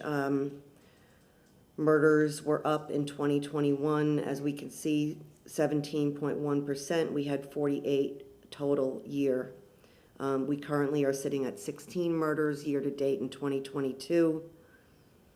The rest of the crime rate is in front of you. As you can see, we are up in all areas with the exception of robbery, slightly down, and our burglaries are slightly down at 6.5% as well. And I have a lot of initiatives that I can speak of in a few minutes as far as how getting a handle on this violent crime. Next slide, please. This is a new unit at Tampa PD, our behavioral health unit. It was long overdue to be implemented. I think nationwide, you have all seen that a co-response model is the best way to handle these mental health crises. We have 17 positions housed under the Support Services Division. It's currently managed by a lieutenant. We have a corporal and a PhD coordinator, 4 officers and 4 field clinicians, and they respond out to mental health calls. The goal for this is intervention, and in the future, we would hope to work with social services and all of the social services that are listed on the slide here in order to prevent future calls for service involving mental health. It's been fully operational since November of last year. The high utilizers that we're managing are people that were Baker Acted, and we're currently managing them. As you can see, we have a lot of mental health related calls. Just January to March 23rd, we had 222 of them. So these 3 officers and 3 field clinicians, until we can hire that 4th clinician, are responding to a lot of calls, and there's a lot of demand on the street for these units to come and assist. So they're spread pretty thin right now, but this is something that I think in the future we would need to discuss to expand it on a much broader basis. Next slide, please. So as I've been speaking for the last 8 weeks, these are 4 areas I would like to concentrate on as the new police chief. Number 1, reducing crime. As it said in our mission statement, that is our number 1 goal. Obviously, we have to focus on violent crime right now. Community engagement, we need to increase our community outreach efforts to increase trust and legitimacy in the police department. Quality assurance, and then officer safety and wellness, which includes mental and physical health, not only of Tampa PD, but also of the community, which again is a emphasis on partnering with social services. So if I can answer any questions, I think focusing on this last slide is probably the best, because this is like futuristic and looking forward. Councilman Vieira, yes, sir. Thank you very much, Mr. Chair. No, and thank you for your comprehensive report today, Chief O'Connor. It's a pleasure to see you here today, ma'am. You know, I really like the different points that you're making, because it really talks about the comprehensive approach to smart 21st century policing. Right. That I know you're going to champion as police chief. It really harkens back to you know, dialogue and discussions that we had over the last few years on the police budget. Yes. You know, and there were different voices politically, locally, and nationally on funding of police budgets. There were some folks who went with the whole defund the police idea and whatnot. My position on that from day one was always the same. I wouldn't support it, nor would I flirt with it, and is that if you want to improve policing, then you're probably going to have to spend more on policing, because a lot of the improvements that council has done and many other cities have done throughout the United States take more money. Things like implicit bias training, right. Body cameras, which I believe, and correct me if I'm wrong, do we have universal body cameras now with our officers? All the officers are fitted with body cameras. That's yes. what I thought. Yes. That's not cheap, right? No. Absolutely not. So a lot of these issues, the mental health unit, I was able to meet one of your mental health professionals a couple of weeks ago at a homeless outreach effort, and very impressed with them, and that's certainly not cheap. So, you know, my position has always been that if you want to continue to do what a police department should do, which is to engage in the community, engage in community policing, fight crime, support victims of crime, engage all of the community, and truly be inclusive, it's going to take more money.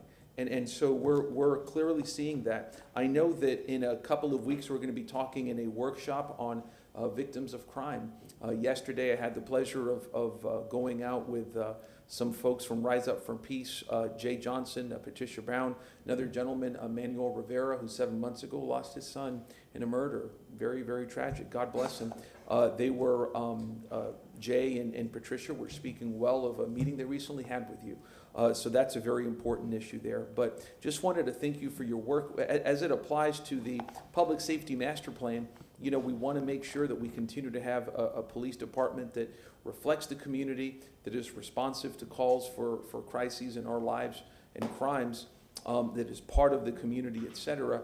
And again, as communities build, as communities expand, we want to make sure that police are part of those communities, responsive to those communities, et cetera. And so I thank you for your work in that regard. Thank you, ma'am. Thank you, sir. Thank you very much. Councilman Miranda, then Councilman Cedro. Thank you very much, Chief. As you well know, a lot of people are moving into this area. Yes. And the first thing they look at is what type of crime rates does the area have, education-wise and things of that nature, acceptance to things of the arts, acceptance to things of everything that people want. And when you do policing, you want to be positive, that's what you're talking about. You want to have community appreciation that you're there, not that you're there negatively. And then I think that's the plan that you have, to go in and have the police welcome in that community, no matter what part of the city you're in. And once you establish those inroads, I believe that you, along with all your chiefs and your police department of almost 1,000 officers, will be engaged in a receptive agreement without being asked to be receptive, because you're going to be welcomed, you're going to have the opportunity to deal, and most of your cases are solved by individuals who see the crime and report it. Right. If you didn't have them, all the United States of America would be in deep trouble. Yes. And we're not getting positive throughout the whole United States. Crime has risen in every area in the city, especially in major crimes. Those are the ones that are raising the crime rates. And when you look back at the police department in Tampa and automobile, not too long ago, maybe 15 years ago, we had over 11,000 cars stolen in the city of Tampa. Right. Under the guidance of yourself and other officers that are here throughout the system where you were not chief, that went down almost 420 or something like that in 1 year, one of the lowest we ever had. Right. And if you, little crimes sooner or later become bigger crimes if you don't take care of the little crime, because they get involved in that, oh, I can do this, and what happens, little kids see that, and they want to follow whoever they see that's doing well. And who's got a bankroll? Sometimes a criminal have a bankroll. And that becomes the kids, oh, you look, he's got money, he's got a new bike, he's got a new car, what do I have? Nothing. So not that they want to be a criminal, but they see, and subconsciously they say, oh, this is the easy way. There is no easy way. And what you and your police department are doing today, it's outstanding. And what you're going to complete in this city to go back how we were is what we need. And we need strong police, focused police, general police, all at once. So the policeman really has to be a psychiatrist in a way. Yes, sir. He has to understand where he or she are at and what to say and what not to say. Some words are acceptable, some words are not acceptable, and that's how life is. You're almost going to be a politician. Yes, sir. It is. That's the way it is. They wear many hats. Yeah. But engaging our youth is one of my definite priorities. I know that, you know, that's where we have to begin. To Councilman Vieira's point about Jay and Patricia, I have partnered with a lot of neighborhood organizations, other organizations, and the plan is to get in front of the kids. However we do that, we want to maybe do assemblies at schools. The Tampa Police Department is going to be hosting a Family Fun Day at Cyrus Green Park on April 30th, where we're going to bring out vendors and you know, anti-violence organizations and try to really make it a very inclusive event that brings the youth. Because what we see at all of the community gun forums are a lot of adults coming to address the violence, but we really need to reach out to the young people. And I agree with that 1,000%. I really think that police officers ought to walk around some and be with the kids in elementary school, where you see that they're human beings and they're not in any way being disrespectful. The kids love that. Yes, and sir. they love all that stuff. And one day I'll tell you a story about myself in the police department. When I went to school and they threw me out because I didn't know English, and I still don't know English, by the way. But it's a wonderful thing that a police officer did for me, and privately I'll let you know what it was. Okay. Thank you very much. I look forward to that. Thank you. Chief, thank you very much for this information that you've presented to us today. Couple of things. There are still dead areas for radio, especially in South Tampa, that I've heard concerns about, and I'm hoping we can get that fixed. Also we're still driving 16-year-old Crown Vics. Yes, sir. They're great. Sure, they're great, but they have 200,000 miles on them, and that's just driving miles. That's not sitting and running miles. What is our plan? Because if police officers can't get to a call, right? How are we in line to get some of those dinosaurs out of there and get to newer vehicles for our fleet? Well, obviously the budgeting, we need to figure out a way, and I know that's one of the biggest complaints that I've heard since I got here is the cars are really old. And, it takes a toll on the officer when their vehicles are breaking down and they're at fleet maintenance all the time. I need to talk to the assistant chiefs and obviously Chief Bennett and, come up with a plan to make sure that this doesn't continue on this path, which is where the hybrid vehicle testing comes in. There are currently some hybrid vehicles deployed, and, it would be interesting to know, what the long-term effects are of the hybrid vehicles. Okay, and I thank you for that answer, but, Doctor, there was a point when we were talking about it's time to stop repairing our pipes, and replace them, and pipes came through. Now it's time to stop repairing our police vehicles and get new ones. So you'll be hearing from me during budget. Thank you, Chief. Thank you, Mr. Chair. Thank you, sir. Anything, sir? The previous slide about the behavioral health unit, Yes, sir. can we pull it up real quick? Sure. I think it was one slide back.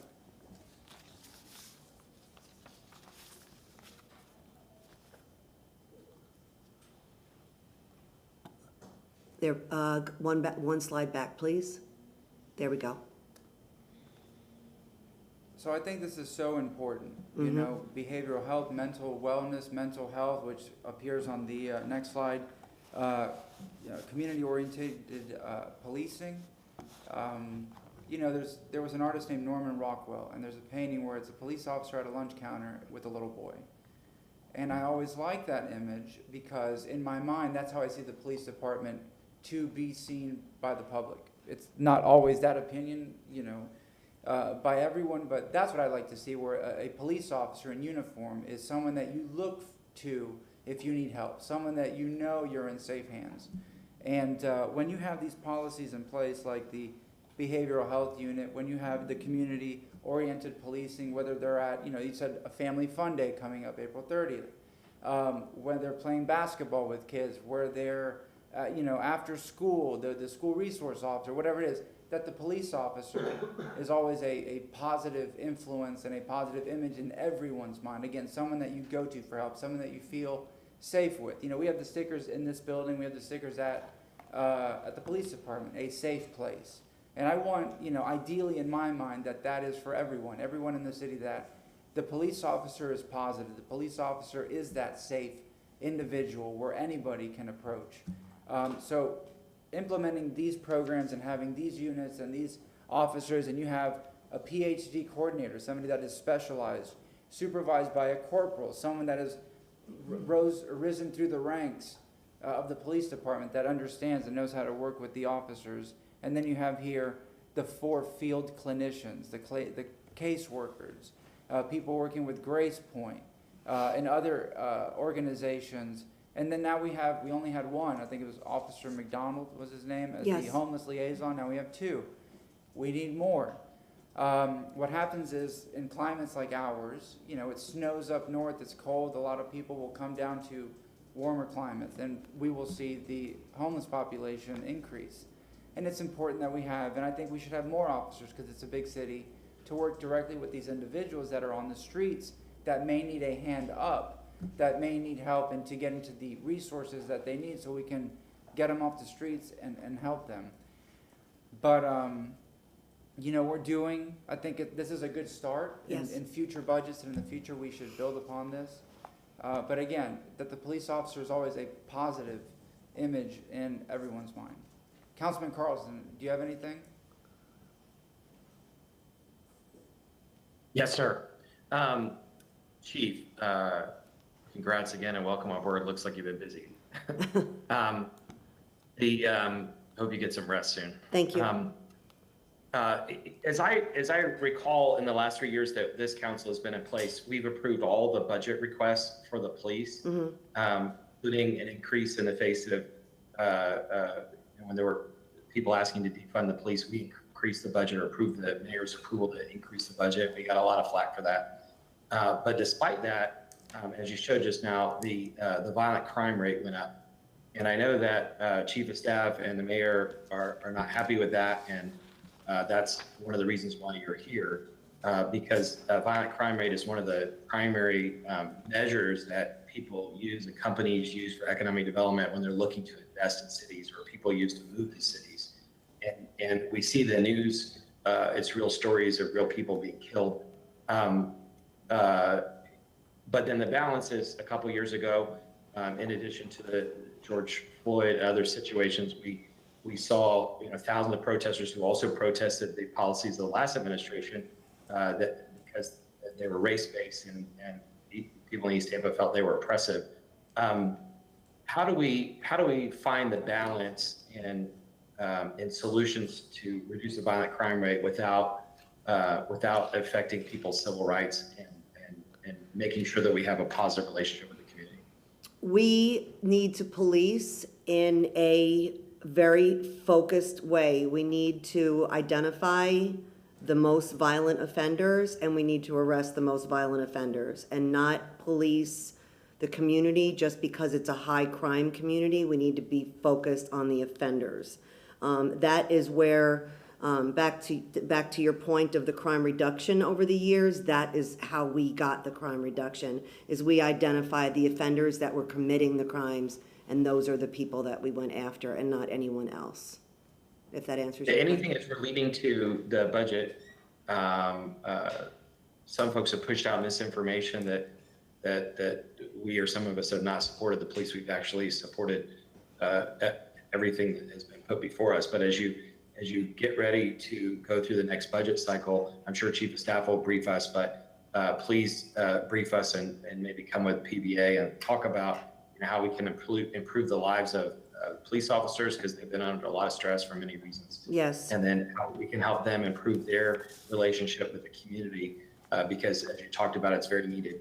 And then one last thing from a South Tampa point of view, I didn't see geographic dispersion of violent crime. My sense is that there's maybe less of it in South Tampa, but there are lots of issues that South Tampa is addressing.